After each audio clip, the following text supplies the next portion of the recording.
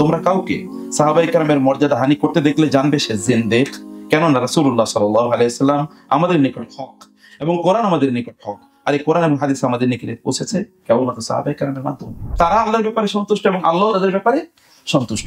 লা তাসুব্বু আসহাব মুহাম্মাদিন সাল্লাল্লাহু আলাইহি ওয়াসাল্লাম, তোমরা রাসূলের সাহাবীদেরকে গালি দিও না। আসসালামু আলাইকুম ওয়া রাহমাতুল্লাহি ওয়া বারাকাতুহু। ইন্নাল হামদুলিল্লাহ ওয়াস সালাতু ওয়াস সালামু আলা রাসূলিল্লাহ ওয়া আলা আলিহি ওয়া আসহাবিহি ওয়া মান ওয়ালা, আম্মা বা'দু, ফাআউযু বিল্লাহি মিনাশ শাইতানির রাজীম। বিসমিল্লাহির রাহমানির রাহিম। মুহাম্মাদুর রাসূলুল্লাহ والذين معه أشداء على الكفار رحماء بينهم تراهم ركعا سجدا يبتغون فضلا من الله ورضوانا سيماهم في وجوههم من أثر السجود ذلك مثلهم في التوراة والإنجيل إلى آخر الآية. وقال النبي صلى الله عليه وسلم حب الأنصار من الإيمان وبغض الأنصار من النفاق. آمين. খুবই কৃতজ্ঞ আজকের এই অত্যন্ত গুরুত্বপূর্ণ সেমিনারের সম্মানিত আয়োজক আবু তাসমিয়া আহমেদ রফিক হাফিজাহুল্লাহ এর প্রতি এবং সিএন পাবলিকেশনস এর প্রতি, যেই অসাধারণ গুরুত্বপূর্ণ এই টপিকে তিনি একটি সেমিনার কনফারেন্সের আয়োজন করেছেন। জাযাকুমুল্লাহু খায়রান আন্না ওয়া আনিল উম্মাহ। এবং আপনাদের কাছে কৃতজ্ঞতা যে আপনারা কষ্ট করে এই সেমিনারে অংশগ্রহণ করেছেন। আল্লাহ সুবহানাহু ওয়া তাআলা আপনাদেরকে উত্তম বিনিময় দান করুন, আল্লাহুম্মা আমিন। সাহাবায়ে কেরামের দ্বন্দ্ব বিবাদ আমাদের করণীয়। প্রথমে আমি একটু বলে নিতে চাই, একজন কবি এর একটা কবিতার দুটি চরণ একটু উল্লেখ করি। তিনি বলছেন, হাদাকাল্লাহু ইয়া তারিখু ইয়া শাইখাল আদালিলি ফামা আকদারা কাফাইকা আলা নাসলিল আবাতিলি তুহিব্বুল হাইয়া আও তাজলিম ইয়া তারিখু আহইয়ানা ফামা মিসলুকা মা'মুনুন আলা আখবারি মাউতানা। ইতিহাস পাঠ অত্যন্ত গুরুত্বপূর্ণ এবং প্রচন্ড বিপজ্জনক একটি বিষয়। তিনি নিজেই বলেছেন, হে তারিখ, তোমাকে আল্লাহ হেদায়েত দান করুক।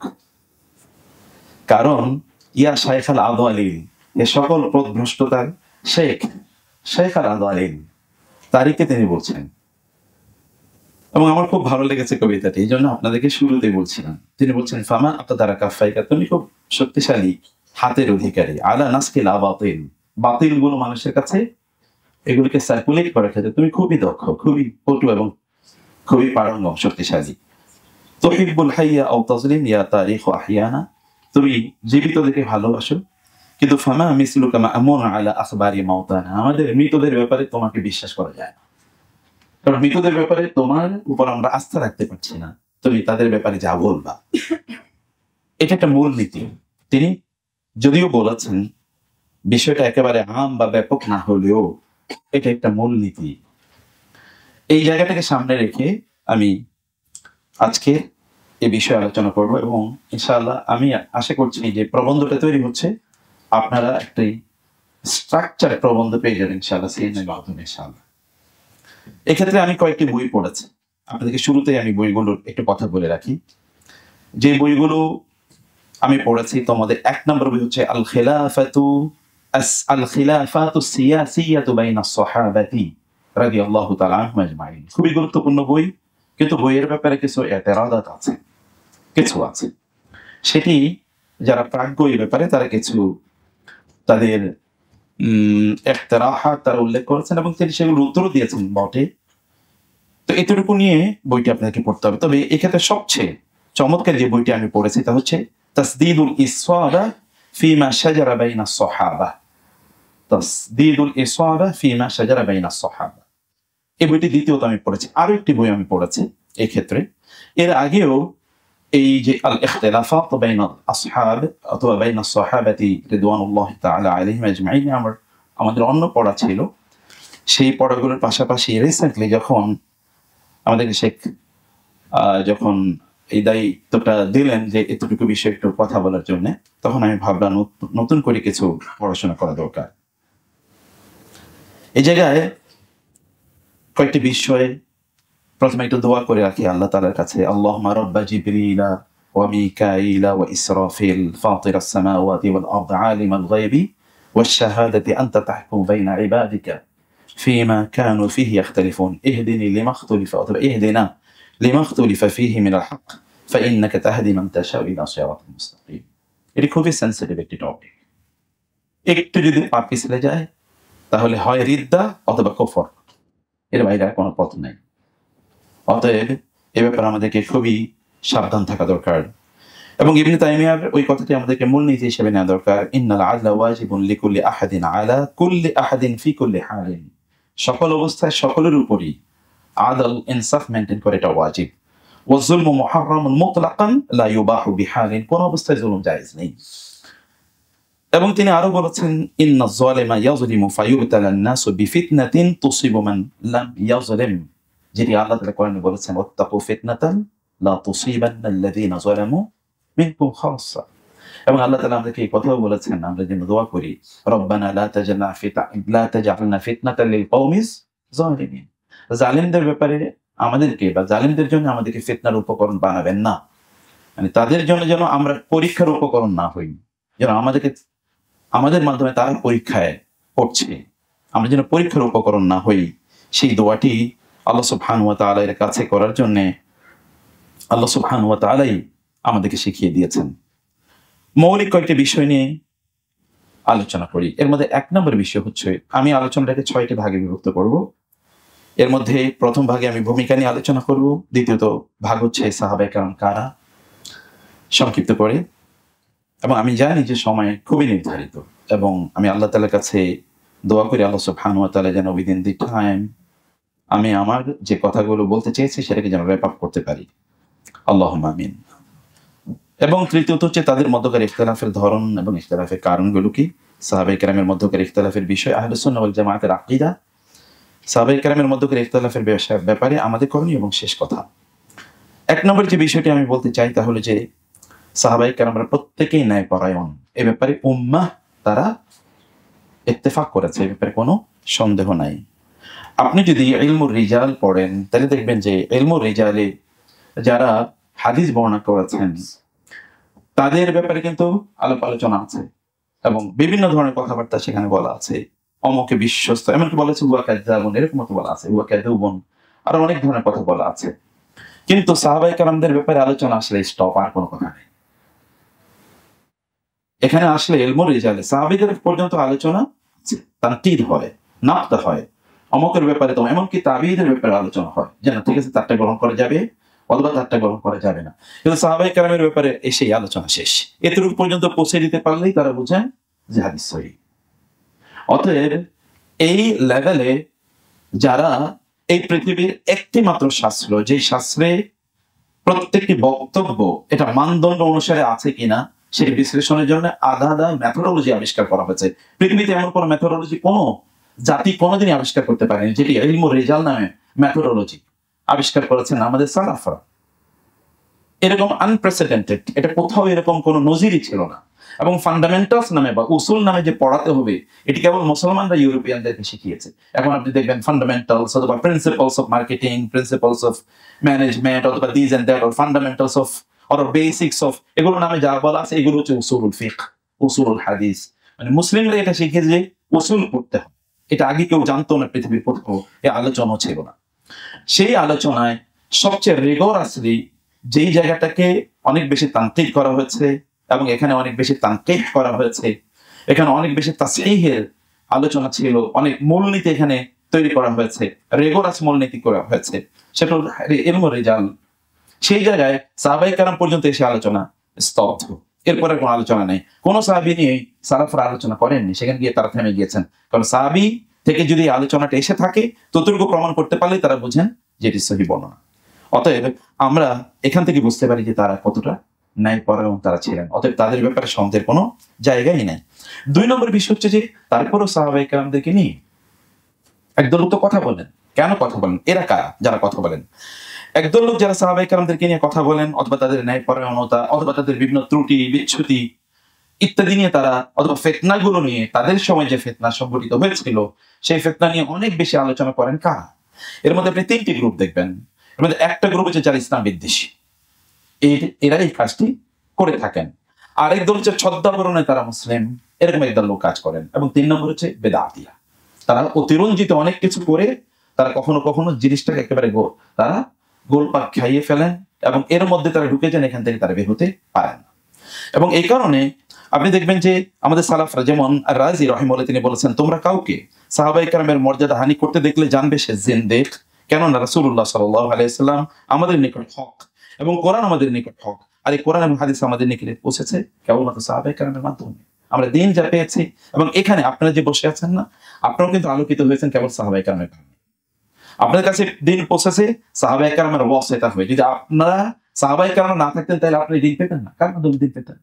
অতএব সাহাবায়ে কেরামের কাছে we are very much indebted to them, কারণ তাদের ভায়া মিডিয়া হয়ে তাদের মাধ্যমে বিশ্বস্ততার সাথে আমাদের কাছে দিন পৌঁছেছে এবং বিশ্বস্ততার সাথে তারা আমাদের কাছে এদিন পৌঁছে দিয়েছেন। এই কারণে যদি কোনোভাবে সাহাবায়ে কেরামদের ব্যাপারে কোনো ধরনের কোয়েশ্চেন তৈরি করা যায়, যেমন এখন কোরআনিস্ট নামে, আমি তাদেরকে আহলে কোরআন বলি না, এই কারণে এটা আমার ব্যক্তিগত উসুল, এই জন্য কারণ রাসূল সাল্লাল্লাহু আলাইহি ওয়াসাল্লাম শব্দের উল্লেখ করেছেন, ইন্না লিল্লাহি আলিনা মিনান নাস আহলুল্লাহ আহলুল কোরআন ওয়া খাসাতুহু। সেই কারণে আমি আহলুল কোরআন বলছি না, কিন্তু কোরআনিস্টরা যা করছে তারা তো সাহাবায়ে কেরামদেরকে প্রশ্নবিদ্ধ করছে। এবং সাহাবায়ে কেরামদের মধ্যে সবচেয়ে বেশি সহিহ হাদিস যারা বর্ণনা করেছেন, আবু হুরায়রা রাদিয়াল্লাহু তাআলা আনহু, আব্দুল্লাহ ইবনে আব্বাস রাদিয়াল্লাহু তাআলা আনহু, আয়েশা রাদিয়াল্লাহু তাআলা আনহা, তারাই কিন্তু তাদের অ্যাটাকের জায়গা। তো বুঝতে হবে কেন অ্যাটাকের জায়গা, কারণ সাহাবায়ে কেরামদেরকে যদি মধ্যখান থেকে অমিট করে দেওয়া যায় তাহলে ইসলামের কিছুই আপনি খুঁজে পাবেন না। ইসলামের 100 ভাগ, নট 99.99 ভাগ, 100 ভাগ সাহাবায়ে কেরামের মাধ্যমে এসেছে, 100 ভাগ। অতএব এর 1000 ভাগের 1 ভাগও অন্য কারোর মাধ্যমে খোঁজার কোনো সুযোগই নেই, তাদের মাধ্যমে আপনাকে পেতে হবে। সেই কারণে ইসলামকে যারা, ইসলামের বিরুদ্ধে যাদের শত্রুতা আছে বিভিন্ন ভাবে, কেউ জেনে অথবা কেউ না জেনে, তারা সাহাবায়ে কেরামদেরকে প্রশ্নের জায়গা তারা নিয়ে আসতে চান এবং অনেকগুলো জায়গা, সেটি আমি একটু পরে আপনাদেরকে সে বিষয়টি বলছি। তার আগে বলছে সাহাবায়ে কেরাম কারা, এটা তো আপনি জানেন। সালাফগণ তারা সাহাবায়ে কেরামদের সংজ্ঞা দিতে গিয়ে বলেছেন কে সাহাবী। তারা বলেছেন এখানে 3টি শর্ত লাগবে। একটি শর্ত হচ্ছে রাসূলুল্লাহ সাল্লাল্লাহু আলাইহি ওয়াসাল্লামের প্রতি ঈমান আনতে হবে। 2 নম্বর হচ্ছে ঈমান অবস্থায় রাসূল সাল্লাল্লাহু আলাইহি ওয়াসাল্লামকে দেখতে হবে। এবং 3 নম্বর হচ্ছে ঈমানের অবস্থাটাকে মারা যেতে হবে। 3টি শর্ত তার লাগবে। এবং আপনারা জানেন ঈমান অবস্থায় যদি রাসূলকে না দেখে তাহলে সে সাহাবী না, যেমন আবু জাহেল অথবা উতবা সাহেবা। আর যদি ঈমান অবস্থায় তার সাথে সাক্ষাৎ না হয় তাহলেও তিনি সাহাবী না, যেমন উওয়াইস আল কারনী, তিনি তো ঈমান অবস্থায় রাসূল সাল্লাল্লাহু আলাইহি ওয়াসাল্লামকে দেখেন নাই, রাসূল সাল্লাল্লাহু আলাইহি ওয়াসাল্লামকে তিনি দেখেন নাই, কারণ রাসূল সাল্লাল্লাহু আলাইহি ওয়াসাল্লামের ইন্তেকালের পর তিনি হজ করতে এসেছিলেন, তখন ওমর রাদিয়াল্লাহু তাআলার সাথে তার সাক্ষাৎ। ওমরকে রাসূল সাল্লাল্লাহু আলাইহি ওয়াসাল্লাম যে কথা বলেছেন উওয়াইস আল কারনীকে পেলে তোমার জন্য তার কাছ থেকে একটু দোয়া চেয়ে নিও। তো উওয়াইস আল কারনী আসেননি, তিনি তার অঞ্চলে ছিলেন, কারণ তার মা এর চিকিৎসা করার জন্য তিনি থেকে গিয়েছিলেন। তিনি সাহাবী হতে পারতেন, কারণ রাসূলের সমসাময়িক, ওই সময় তিনি ঈমান এনেছেন, কিন্তু রাসূলকে তিনি দেখেননি। অর্থাৎ না দেখলে তিনি সাহাবী হতে পারেন না, যদিও তিনি সমসাময়িক এবং সেই সময় তিনি ঈমান এনেছেন। কিন্তু এটা দেখা মানে কেবলমাত্র চোখ দিয়ে দেখা নয়। তাহলে আব্দুল্লাহ ইবনে উম্মে মাকতুমও সাহাবী হবেন না। চোখ দিয়ে দেখা নয়, তার সমসাময়িক তার সাথে এসেছেন, তার সাথে কথাবার্তা বলেছেন, এটাকে আমরা সাক্ষাৎ হিসেবে শরিয়া মানে পরিভাষায়, ইতিহাসের পরিভাষায় বলছি। এবং তৃতীয়ত হচ্ছে আল মাউতু আলাল ইসলাম, ইসলামের উপর তাকে মারা যেতে হবে। কারণ অনেকেই তারা ইসলাম গ্রহণ করেছেন, কিন্তু তারা তো ইসলামের উপর মারা যাননি, যেমন অনেকে মুরতাদ হয়ে গিয়েছেন। সাহাবায়ে কেরামদের সময় যদি আমরা মুসলিমদেরকে ভাগ করি তাহলে 3টা ভাগে বিভক্ত করতে হবে। একটা হচ্ছে আস-সাবিকুন আল-আউয়ালুনা মিনাল মুহাজিরিন ওয়াল আনসার, এরা হচ্ছে আস-সাবিকুন আল-আউয়ালুন। সবাই কিন্তু একই ক্যাটাগরির মুসলিম ছিলেন না, মানে সকলেরই ঈমান বা মর্যাদার লেভেল, ঈমানের লেভেল এক সমান হয়তো হতে পারে, কিন্তু মর্যাদার লেভেল এক সমান না। যদি এখানে, কারণ এখানে আহনাফের একটা বিতর্ক আছে যে ঈমানের একটা বেসিক লেভেলের নিচে যাওয়া যায় না, এটা আল ঈমান ইয়াজিদু ওয়া ইয়ানকুসু, এটা একটা ইখতিলাফের ইস্যু। আমি সেই জায়গায় যাচ্ছি না, বলছি যে তাদের কমপক্ষে আমল অথবা তাদের কন্ট্রিবিউশন ইত্যাদির কারণে তাদের মধ্যে কি আছে, আল্লাহ সুবহানাহু ওয়া তাআলা বলেছেন যে এর মধ্যে ওয়া মিনহুম সাবিকুম বিল খায়রাত, একজন হচ্ছে কি মুকতাসিদ, একজন হচ্ছে যালিমুন বিনাফসি, ওয়া মিনহুম মুকতাসিদ ওয়া মিনহুম সাবিকুম বিল খায়রাত। এর মধ্যে একদল আছেন যারা সাবিকুন আল আউয়ালুন এর অন্তর্ভুক্ত, তাদের ব্যাপারে কোনো প্রশ্নই নেই, কোনো আলোচনাই নেই। আরেকজন হচ্ছে যারা তারা হচ্ছেন মুকতাসিদ, হতে পারে এরকম যেটি কোরআনে আল্লাহ তাআলা বলেছেন, এর মধ্যে ওয়া আখারুনা একদল, তারা কি করেছে, তারা কিছু কিছু ভুলও করে ফেলেছে, কিন্তু তারা তাৎক্ষণিকভাবেই তারা কি গুনাহ করে, মানে তারা আল্লাহ তাআলার কাছে তওবা করেছেন, অথবা অন্য ইস্যুগুলো যেগুলো আমরা পরে আলোচনা করব। এরকম কিছু আছে। আর কিছু যারা যালিমুল লিনাফসি ছিল এবং পরবর্তী তারা কি হয়ে গেছে, মুরতাদ হয়ে গেছে, যদি আব্দুল্লাহ ইবনে উবাই ইবনে সালুল সহ আরো অনেক আছে, অথবা ইবনুল খাত্তাব, অথবা ওই দুই কবি নারী যাদেরকে রাসূল সাল্লাল্লাহু আলাইহি ওয়াসাল্লাম হত্যার নির্দেশ দিয়েছেন, যদি তাদেরকে মুআল্লাকাম বিআস্তারিল কাবা, যদিও কাবার গিলাফ ধরে তাদেরকে ঝুলতে দেখা হয়, তাহলে তাদেরকে হত্যা করা হবে।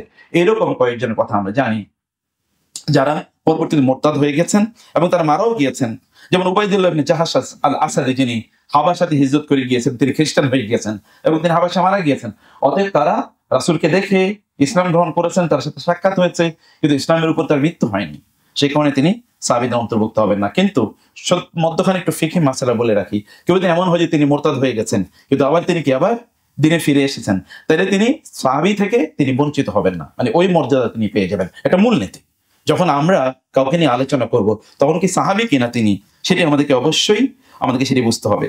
তাদের সম্পর্কে সংক্ষিপ্ত, তাদের মর্যাদা সম্পর্কে যদি আমরা সংক্ষিপ্তভাবে কয়েকটি জিনিস একটু মাত্র বলে রাখি, যেটি এর আগে বললাম, সাহাবে কেরামের তাদের মর্যাদার স্তর ভেদ থাকতে পারে, কিন্তু পরবর্তী যুগে যত মুসলিম এসছেন, এমনকি বড় বড় মুসলিম মনীষা, এমনকি তাবেঈনরাও যদি বলি, সর্বশ্রেষ্ঠ তাবেঈকে যদি সাহাবায়ে কেরামদের মধ্যে আমরা যেই সাহাবী যদি ক্যাটাগরাইজ করি, আমরা যদি মনে করি একেবারে পেছনের সারির একজন সাহাবীর কথা যদি বলি, আল্লাহ মাফ করে দিন যদি শব্দ চয়নে কোনো ত্রুটি থাকে, তাইলে ওই তাবেঈর শ্রেষ্ঠতম তাবেঈর সাথে একজন সাহাবীর তুলনা দেয়া যায় না, কারণ তার মর্যাদা অন্যরকম।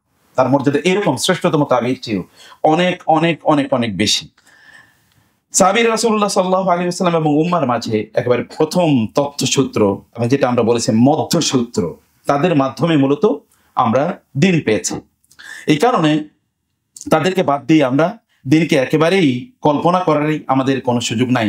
সাহাবায়ে কেরামের মর্যাদা সম্পর্কে আলোচনা করতে ইবনে আব্দুল বার তিনি বলেছেন, রাসূলুল্লাহ সাল্লাল্লাহু আলাইহি ওয়াসাল্লামের সোহবত এবং তার সুন্নতের হিফাজত, ইশাআতের দুর্লভ মর্যাদা কেবলমাত্র আল্লাহ তাআলা তাদেরকে প্রদান করেছেন, এবং এই কারণে তারা খায়রুল কুরুন, অথবা কি তারা খায়রুল উম্মাহ, খায়রু উম্মতি বলে রাসূলুল্লাহ সাল্লাল্লাহু আলাইহি ওয়াসাল্লাম স্পেশাল এই একটি মানে আনশেয়ারেবল মর্যাদা আল্লাহ তাআলা তাদেরকে আল্লাহ রাসূল তাদেরকে প্রদান করেছেন। আব্দুল্লাহ ইবনে মাসউদ রাদিয়াল্লাহু তিনি বলতেন, ইন্নাল্লাহা নাযারা ফি কুলুবিল ইবাদি ফাওয়াজাদা কলবা মুহাম্মাদিন সাল্লাল্লাহু আলাইহি ওয়াসাল্লাম খায়রা কুলুবিল ইবাদ।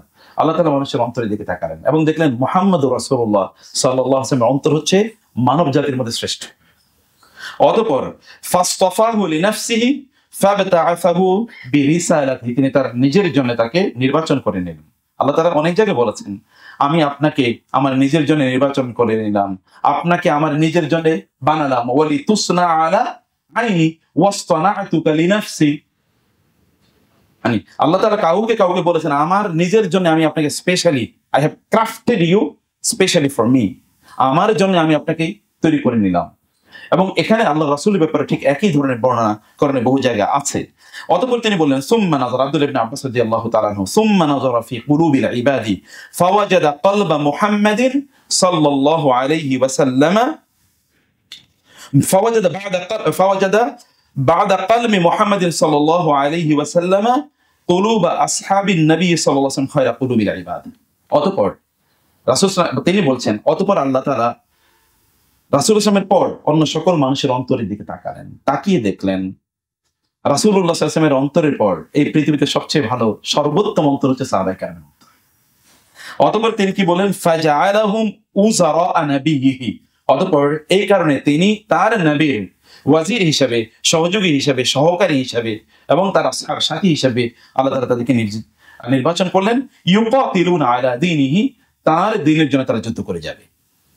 এটা রাসূল ইসলাম এর জন্য স্পেশালি তাদেরকে নির্বাচন করেছেন বলে আব্দুল্লাহ ইবনে মাসউদ তিনি বলছেন, সমগ্র পৃথিবীতে, এবং আপনি জানেন আফকাহুন নাস, উম্মার মধ্যে আফকাহু উম্মতি, আমার উম্মার মধ্যে সবচেয়ে বেশি ফিকহ দূরদর্শিতার অধিকারী আব্দুল্লাহ ইবনে মাসউদ রাদিয়াল্লাহু তাআলা আনহু কথা এটি।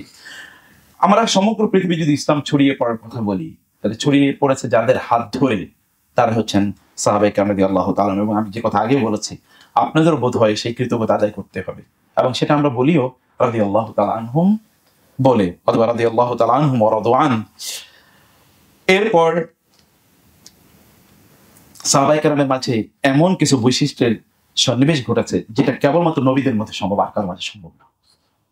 আল্লাহ সুবহানাহু ওয়া তাআলা এই মর্যাদা তাদেরকে প্রদান করেছেন। কোরআনে তো সাহাবায়ে কেরামের আলোচনা পাতায় পাতায় আছে কোরআনের। মুহাম্মাদুর রাসূলুল্লাহ ওয়াল্লাযীনা মাআহু আশিদ্দাউ আলাল কুফফারি রুহামাউ বাইনাহুম তারাহুম রুকআন সুজদান ইয়াবতাগুনা ফাদলান মিনাল্লাহি ওয়া রিদওয়ানা সীমাহুম ফি ওয়ুজুহিহিম মিন আসারিস সুজুদ যালিকা মাসালুন ফিত তাওরাতি ওয়া মাসালুন ফিল ইনজিল। আল্লাহ তাআলা তাওরাত এবং ইনজিলে সাহাবায়ে কেরামের কথা আলোচনা করেছেন।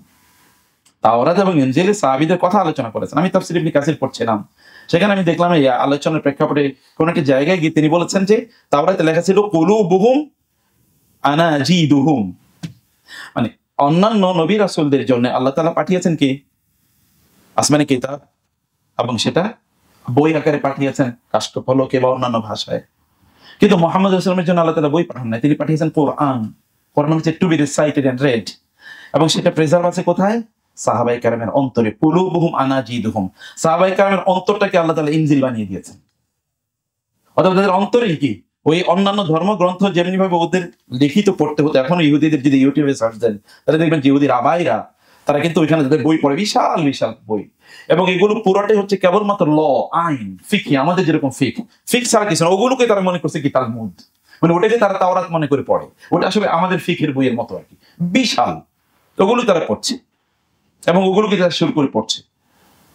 আর রাসূল ইসলামকে আল্লাহ তাআলা যে কোরআন দিলেন, এটা সাহাবায়ে কেরামের অন্তরে আল্লাহ তাআলা ঢুকিয়ে দিলেন। যিনি তার রাসূলের ব্যাপারে তিনি বলেছেন যে আপনি লা তুহাররিক বিহি লিসানাকা লিতা'জালা বি ইন্না আলাইনা জামাআহু ওয়া কুরআনা ফাইযা ক্বারা'নাহু ফাত্তাবি' কুরআনা সুম্মা ইন্না আলাইনা বায়ানা। আমি আপনার অন্তরে এটা ঢুকিয়ে দেব, আপনি কোনো টেনশন করার দরকার নাই। এটা নিয়ে আপনার তো জিহ্বাকে এত নাড়াচাড়া করার দরকার নাই, এটা আমার দায়িত্ব, দিস ইজ মাই রেসপন্সিবিলিটি। শুধু তাই না, বায়ান করার রেসপন্সিবিলিটিও আমার, দায়িত্ব আমার। আল্লাহ তাআলা সেই দায়িত্ব নিলেন। ওয়াসাবিকুন আউয়ালুনা মিনাল মুহাজিরিন ওয়াল আনসার ওয়াল্লাযীনা ইত্তাবাউহুম বিইহসান রাদিয়াল্লাহু আনহুম ওয়া রাদু আন। একটি জাতির ব্যাপারে আল্লাহ তাআলা বলেছেন তাদের ব্যাপারে, তারা আল্লাহর ব্যাপারে সন্তুষ্ট এবং আল্লাহ তাদের ব্যাপারে সন্তুষ্ট। আপনি দাবি করতে পারেন যে আপনি আল্লাহর ব্যাপারে সন্তুষ্ট, এটা দাবি করতে পারেন আপনি যে আল্লাহ আমি তোমার ব্যাপারে সবকিছু নিয়ে সন্তুষ্ট। আপনি কি কোনোদিন দাবি করতে পারবেন আল্লাহ আপনার ব্যাপারে সন্তুষ্ট? এটা কোনোদিন দাবি করতে পারবেন না, বিকজ এর জন্য কি লাগবে? ওহী লাগবে, আদারওয়াইজ তার কোনো পথ নাই। কিন্তু আল্লাহ রাসূল এর সাহাবীদের ব্যাপারে আল্লাহ বলেছেন ওয়ারাদু, মানে রাদিয়াল্লাহু আনহু, আগে তিনি বলেছেন রাদিয়াল্লাহ, এরপরে ওয়ারাদু আন, তারপরে তারা সন্তুষ্টির কথা আল্লাহ তাআলা বলেছেন। আল্লাহর সার্টিফিকেশন আগে তাদের ব্যাপারে, যে তারা আমার ব্যাপারে কি, আমি তাদের ব্যাপারে সন্তুষ্ট। এটি আল্লাহ সুবহানাহু ওয়া তাআলা জানিয়ে দিয়েছেন, লাকাদ রাদিয়াল্লাহু আনিল মুমিনিনা ইয ইউবাইয়ুনাকা তাহতা আশ-শাজারাতি। সেই আয়াতনা, সেই জিনিস আপনি জানেন রাসূলুল্লাহ সাল্লাল্লাহু আলাইহি ওয়াসাল্লাম। এবং এখানে আরো অনেক কোরআন আয়াত আছে, লা ইস্তাউই মিনকুম মান আনফাকা মিন ক্বাবলিল ফাতহি ওয়া ক্বাতাল উলাইকা আ'যামু দারাজাতান মিনাল্লাযীনা আনফাকু মিন বা'দু ওয়া ক্বাতালু ওয়া কুল্লান ওয়া'দাল্লাহুল হুসনা।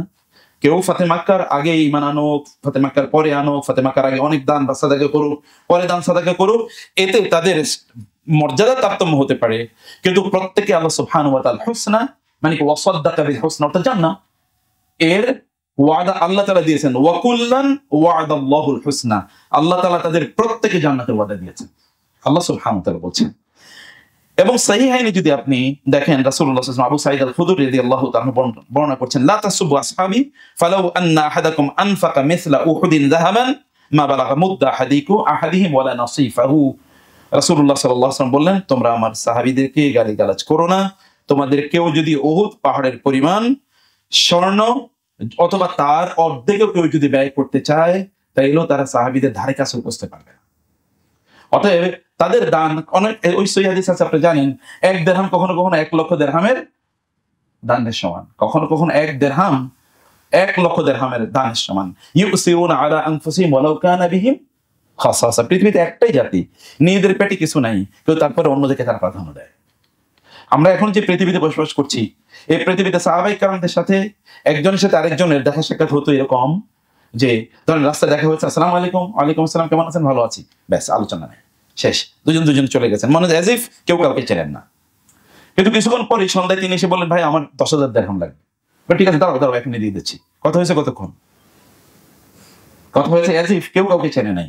কিন্তু আমরা দেখবেন যে বন্ধুরা ঘন্টার পর ঘন্টা 3, 4, 5 ঘন্টা চুটি আড্ডা দিচ্ছি, মনে হচ্ছে না একজন আরেকজনের জন্য জীবন দিয়ে দিব। ভাই আজকে বাসায় খাবার নাই, একটু কয়টা টাকা দেবা? আল্লাহর কসম টাকা নাই।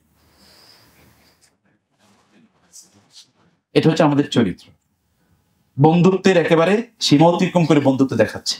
কিন্তু আসলেই বন্ধুত্ব নাই। কিন্তু তাদের অবস্থা দেখেন, তারা কি আল্লাহ বলছেন, আল্লাহ টেস্টিফাই করছেন ওয়ালাউ কানা বিহিম খাসাসা। খাসাসা কিন্তু এটা সাধারণ দারিদ্র না, দুর্ভিক্ষ না, এটা কিন্তু দুর্ভিক্ষের চরম লেভেল। এই অবস্থায় তারা অন্যকে প্রাধান্য দেন, এবং সেই প্রাধান্য নজির তোমাদের কাছে আছে, অসংখ্য নজির ইতিহাসের পাতায় পাতায় আছে। আহমদ ইবনে হাম্বল রাহিমাহুল্লাহ তিনি তার মুসনাদে সাহাবায়ে কেরামের ফজিলত বর্ণনা করতে গিয়ে তিনি বলেছেন, রাসূল সাল্লাল্লাহু আলাইহি ওয়াসাল্লাম বলেছেন, লা তাসুবু আসহাব মুহাম্মাদিন সাল্লাল্লাহু আলাইহি। আব্দুল্লাহ ইবনে উমর রাদিয়াল্লাহু তাআলা তিনি বলছেন, লা তাসুবু আসহাব মুহাম্মাদিন সাল্লাল্লাহু আলাইহি ওয়াসাল্লাম, তোমরা রাসূলের সাহাবীদেরকে গালি দিও না। ফালা মাকামা আহাদিহিম সাআতুন খায়রাম মিন ইবাদাতি আহাদিকুম 40 সানা। তাদের এক মুহূর্ত তোমাদের প্রত্যেকের 40 বছরের ইবাদতের চেয়ে বেশি মর্যাদাবান আল্লাহর কাছে। আব্দুল্লাহ ইবনে উমর রাদিয়াল্লাহু তাআলা আনহুমা তিনি বলছেন।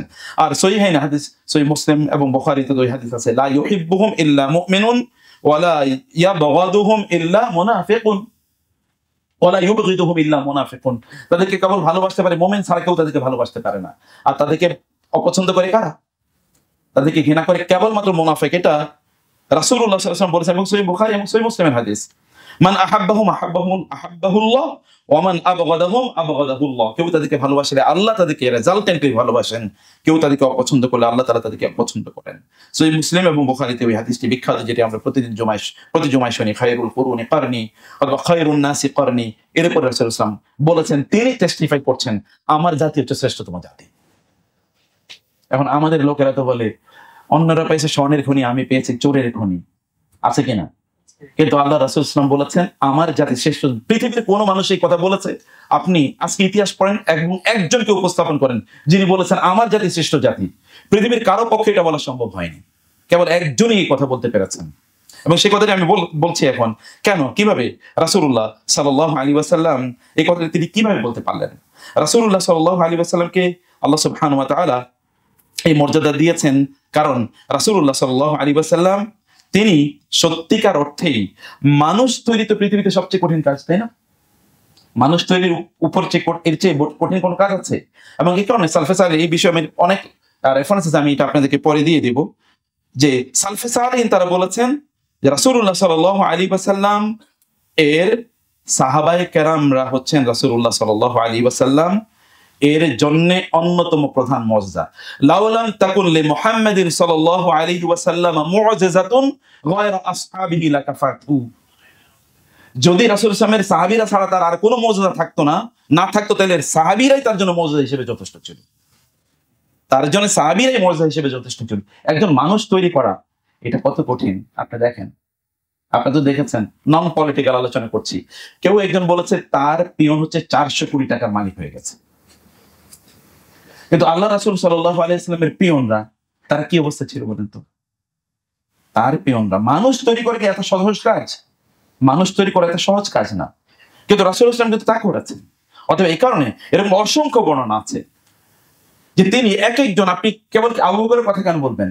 আপনি ইকরামা যিনি 8ম হিজরিতে ইসলাম গ্রহণ করেছেন, তার অবস্থাটা কি?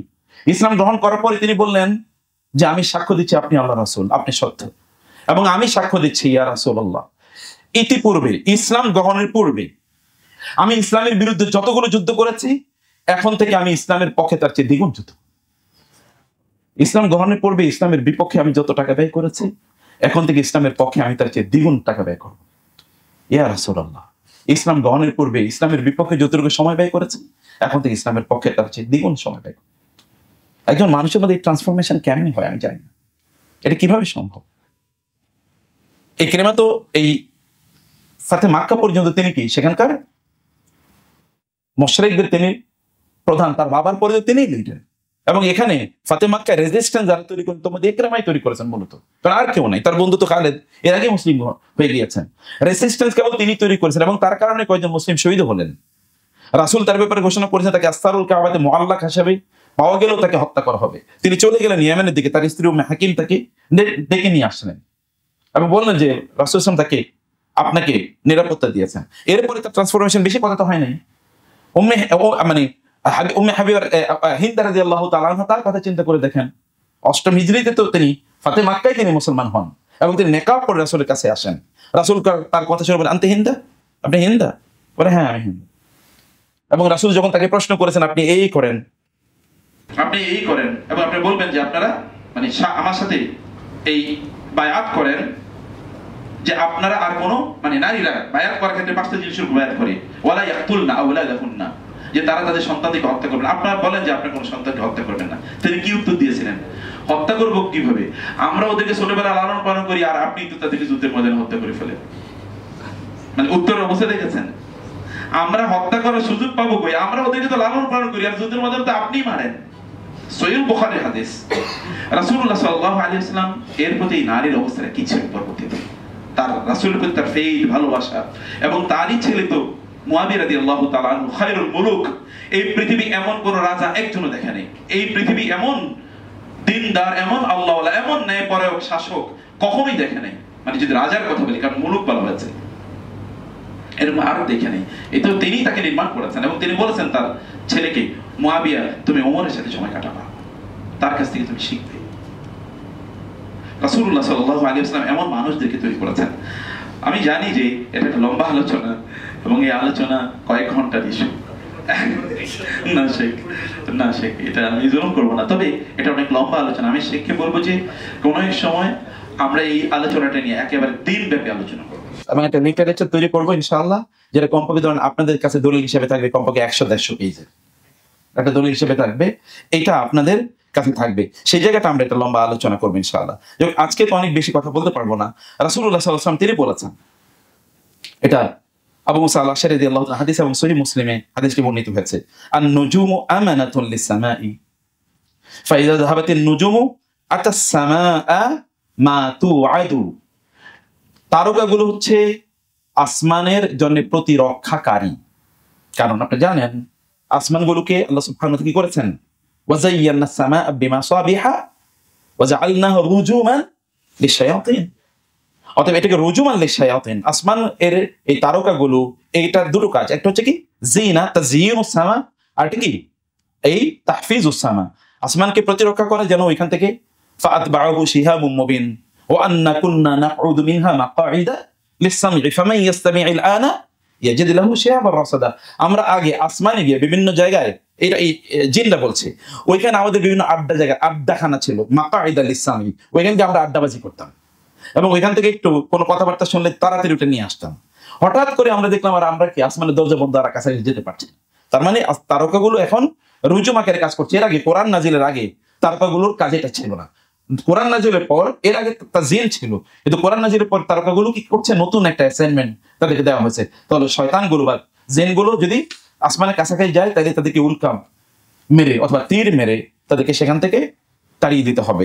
এই কাজ আল্লাহ সুবহানাহু ওয়া তাআলা এই আসমানের তারকাগুলোকে দিয়েছেন। যাই হোক, তিনি বললেন এই আসমানের তারকাগুলোর কাজ হচ্ছে এটা, যখন আসমানের তারকা চলে যাবে তখন আসমান কি হয়ে যাবে, উন্মুক্ত হয়ে যাবে। ওয়াইযান নুজুমু কাদারাত, ইযা শামসু কুবিরাত ওয়াইযান নুজুমু কাদারাত, যখন এই আন-নুজুম যখন এনকাদারাত মানে হচ্ছে আয়াতাসাকাতাত, অর্থাৎ এগুলো খসে খসে পড়বে, অথবা কি এগুলো তখন তার আলো নিষ্প্রভ হয়ে যাবে, অর্থাৎ এগুলো আলো থাকবে না, যেই অর্থে হোক না কেন তার কার্যকারিতা হারিয়ে ফেলবে। তো এরপর রাসূল সাল্লাল্লাহু আলাইহি ওয়াসাল্লাম কি বলেন, ওয়া আনা আমানাতুন লি আসহাবি ফাইদা যাহাবতু আনা আতা আসহাবি মা ইউআদুন, আমি আমার সাহাবীদের জন্য আমানা, প্রতিরক্ষাকারী। আমি যখন চলে যাব তাহলে সাহাবীদের যা ঘটার তা ঘটবে, এবং কি ঘটবে সেটা রাসূল সাল্লাল্লাহু আলাইহি ওয়াসাল্লাম আগেই প্রেডিকশন, মানে তিনি এর মধ্যে আগেই বলে গিয়েছেন, ও আসহাবি আমানাতুল লি উম্মতি, আর আমার উম্মার জন্য আমানা হলো আমার সাহাবীরা, প্রতিরক্ষাকারী। ফাইদা যাহাবা আসহাবি আতা উম্মতি মা ইউআদুন, আমার সাহাবীরা চলে গেলে উম্মার বহুত বিপর্যয়। এবং এই জন্য আমরা আক্ষেপ করি, বলি কখনো কখনো আল্লাহর কাছে, আল্লাহ আমাদের জন্য একটা ওমর থাকলেই তো যথেষ্ট ছিল, আর কিছু। অথবা একজন যদি সাহাবীদের মতো একজন ইমানদার মানুষ যদি আমাদের থাকতো, তাহলে তো হয়তো আমরা এত যন্ত্রণায় আমরা পড়তে হতো না। সাহাবায়ে কেরাম আমাদের জন্য একটা আমানা ছিল, এটা যেহেতু সহিহ মুসলিমের হাদিস, আপনি বুঝতেই পারছেন। সাহাবায়ে কেরামরা দুই দিক থেকে আমানা, একদিকে হচ্ছে তাদের উপস্থিতিতে মুসলিমদের কখনো কি হয় না, পরাজয় হয় না, বিপর্যয় হয় না। যেমন সিফিন নিয়ে আমরা তো আলোচনা করার সুযোগ পাবো না, আমরা শুনেছি হাজার হাজার সাহাবী মারা গিয়েছেন। আমি যে বইটির কথা আপনাদেরকে বলেছি, তাজদীদ আল-ইসাবা ফি তাজদীদ আল-ইসাবা ফি মা শাজারা বাইনা সাহাবা, এই বইটা আপনি পড়বেন। বইয়ের লেখক তিনি চ্যালেঞ্জ করে বলেছেন অসংখ্য উদ্ধৃতি দিয়ে, যে ওইখানে সিফিনের যুদ্ধে অংশগ্রহণ করেছেন এই তো সর্বোচ্চ 30 জন সাহাবী, তাহলে হাজার হাজার মারা যায় কোত্থেকে? তিনি বলেছেন সেখানে যদি অংশগ্রহণ করেই সেখানে, তাহলে এরকম অংশগ্রহণ করেছিল, তাহলে হাজার হাজার সেখানে মারা যায় কোত্থেকে? বা জামালের যুদ্ধের কথা তিনি আলোচনা করেছেন। এই আলোচনাগুলো একটা লম্বা আলোচনা, সেটি আমরা হয়তো এখন করতে পারবো না। সাহাবায়ে কেরামদের ব্যাপারে আহলে সুন্নাত ওয়াল জামাতের আকীদার মৌলিক পয়েন্টে আমি একটু চলে আসি। সাহাবীদেরকে আল্লাহ সুবহানাহু ওয়া তাআলা ভালোবাসতে হবে। দ্রুত আমি যাই। ইবনে তাইমিয়া রাহিমাহুল্লাহ তিনি বলেছেন, যে ব্যক্তি বিজ্ঞ সচেতনতার সাথে তাদের সিরা দেখেন, তাদেরকে যে সম্মান এবং মর্যাদা দান করেছেন আল্লাহ তাআলা তা অবলোকন করেন, তাহলে তিনি নিশ্চিতভাবে জানতে পারবেন যে নবী রাসূলদের পরেই তারাই সর্বোত্তম সৃষ্টি, তাদের মতো পূর্বে কেউ ছিল না, পরবর্তীতে কেউ আসবে না। এই উম্মতের মধ্যে তারাই শ্রেষ্ঠ এবং সর্বোত্তম, যে উম্মতকে আল্লাহ সুবহানাহু ওয়া তাআলা সমস্ত উম্মতের মধ্যে শ্রেষ্ঠত্ব দান করেছেন। অতএব এই উম্মাহ শ্রেষ্ঠ উম্মাহ, কুনতুম খায়রা উম্মাতিন, এর মধ্যে শ্রেষ্ঠ হচ্ছে কারা? সাহাবায়ে কেরাম রাদিয়াল্লাহু তাআলা আনহুম আজমাইন। তাদের ব্যাপারে এই আকীদা আমাদের থাকতে হবে, এর ব্যাপারে কোনো অন্যথা নেই, ইরেসপেক্টিভলি। অর্থাৎ এই ব্যাপারে অমুকের ব্যাপারে আমি এই ধারণা পোষণ করি, তমুকের ব্যাপারে না, এইটা আহলুস সুন্নাহ ওয়াল জামাতের আকীদা না, এটা বাতিলপন্থীদের আকীদা হতে পারে। এবং তারা জানেন, আপনারা ইসলামের ছদ্মাবরণে এরকম অসংখ্য লোক আছে বিভিন্ন জায়গায়। আমরা কখনো কখনো রাজনৈতিকভাবে কাউকে সমর্থন করি, that is a different issue, but it doesn't mean যে আমরা তাদেরকে কি আমাদের আকীদার দিক থেকে তাদেরকে সমর্থন করি। এটা ভিন্ন একটা প্রেক্ষাপট। কারণ ইবনে তাইমিয়া রাহিমাহুল্লাহর বক্তব্য হচ্ছে যে যদি কোনো কেউ যদি মজলুম হয়, তাহলে মজলুমের পক্ষে কোনো জালেম গিয়ে দাঁড়ালো, আপনি ওই জালেমকে সমর্থন করতে পারেন। কারণ আপনি এই ক্ষেত্রে কাকে সমর্থন করছেন? মাজলুমকে। মাজলুমের পক্ষে জালেম আসতেও পারে। ইন্নাল্লাহা লা ইয়ানসুরু হাযাদ দ্বীন বিররাজুলিন ফাসিকি। আল্লাহ তাআলা এই দিনকে কখনো কখনো ফাসিক লোক কি দিয়েও কি করবেন? সাহায্য করবেন। যেমন অসংখ্য মসজিদ মাদ্রাসা নির্মাণ করতে দেখবেন ফাসিক লোক। তিনি কি করেছেন? ব্যাংক থেকে 1000 কোটি টাকা লুট করেছেন। 1,100 কোটি টাকা দিয়ে তিনি 100টা মসজিদ বানিয়ে দিয়েছেন, আর বাকি 900 কোটি টাকা তার পকেটে। এবং তিনি ভাবতেছেন 100 মসজিদ থেকে প্রতিদিন আমার জন্য জান্নাতুল ফেরদাউসের দোয়া করে, আমি জান্নাতে যাবো না তো কে যাবে? আর 900 কোটি টাকা তো তার ফাঁক। এরকম লোকের অভাব আছে? তার জান্নাত জাহান্নামের ফয়সালা আল্লাহ করবেন বটে, কিন্তু আমরা তো সুবিধা পাইছি, 100টা মসজিদ নির্মাণ হয়ে গেছে নাকি? অবশ্যই এটা হতে পারে। আল্লাহ তাআলা এরকম লোক দিয়ে তার দিনকে সাহায্য করবেন। এটি আল্লাহ রাসূল সাল্লাল্লাহু আলাইহি সাল্লাম তিনি বলে গেছেন। 2 নম্বর যে বিষয়টি তা হচ্ছে যে সাহাবায়ে কেরামদের তাদের সম্মান, মর্যাদা এবং ন্যায়পরায়ণতার ব্যাপারে আমাদের বিশ্বাস করতে হবে যে তাদের ন্যায়পরায়ণতায় কখনোই সামান্যতম কোনো ঘাটতি ছিল। এবং 3 নম্বরের বিষয়, কোরআন এবং সুন্নাহয় তাদের যে ক্রমানুসারে মর্যাদার কথা বলা হয়েছে সেটি আমরা অবশ্যই রক্ষা করি। যেমন রাসূলুল্লাহ সাল্লাল্লাহু আলাইহি ওয়াসাল্লাম বলেছেন, আমার উম্মার মধ্যে সেরা হলো কি? আবু বকর। এবং তিনি তারপর বলেছেন, তোমাদের কি হলো যে তোমরা আবু বকরকে তোমরা করছো? তোমরা জানো যে আমার যখন কেউ ছিল তখন আবু বকর, অথবা আবু বকরের সম্পদ আমাকে কতটা সাহায্য করেছে, তিনি কথা বলেছেন। অতএব মর্যাদার যে জায়গাগুলো স্পষ্ট হাদিসে এসে ওই জায়গা মর্যাদা মেনটেন করবো।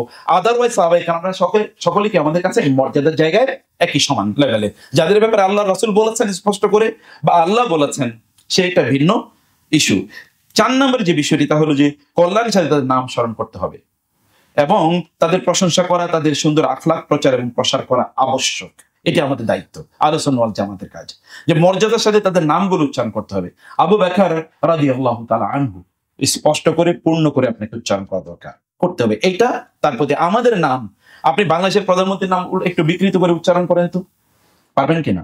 অসম্ভব। তাইলে সাহাবায়ে কেরামদের নাম বিকৃত করে উচ্চারণ করা, সাধারণ একজন মানুষের নামের আগে পরে অনেক টাইটেল আমরা যদি দেই, তাহলে সাহাবায়ে কেরামের ব্যাপারে কমপক্ষে নাম উচ্চারণ করার ক্ষেত্রেও কি আমাদেরকে বাড়াবাড়ি আমরা করলাম না বটে, যেটা শিরকের পর্যায়ে চলে যাবে। কমপক্ষে সেখানে শ্রদ্ধা মেনটেন করে বলতে হবে। 5ম, তাদের ব্যাপারে, তাদের সকলের ব্যাপারে আল্লাহর রহমত প্রাপ্ত হওয়া এবং জান্নাত লাভের সাক্ষ্য দেয়া, এবং যাদের ব্যাপারে কোরআন এবং হাদিসে নির্দিষ্টভাবে জান্নাতের সুসংবাদ দেশে তাদের ব্যাপারে সে সাক্ষ্য প্রদান করতে হবে। যেমন শিয়াদের একটা মতবাদ আছে, বিশ্বাস আছে, আপনি জানেন। তারা বলেন যে সাহাবায়ে কেরামরা তারা সকলেই ছিলেন মুনাফিক, 3 জন ছাড়া। তারা সকলেই মুনাফিক, 3 জন ছাড়া। 3 জনের মধ্যে একজন আছেন তাদের অঞ্চলের। এবং এই জায়গাটা আপনাকে বুঝতে হবে। আপনার কখনো মোহাম্মদ আসাদের দি রোড টু মাক্কা পড়েছেন? পড়তে হবে। আচ্ছা, ভাই তো পড়বেনি, ভাই হচ্ছে মহাপূর্বালোক। সে আপনারা কেউ পড়েন না, এটা কেমন কথা হলো? দি রোড টু মাক্কা তো মাস্টারপিস, এটা পড়তে হবে।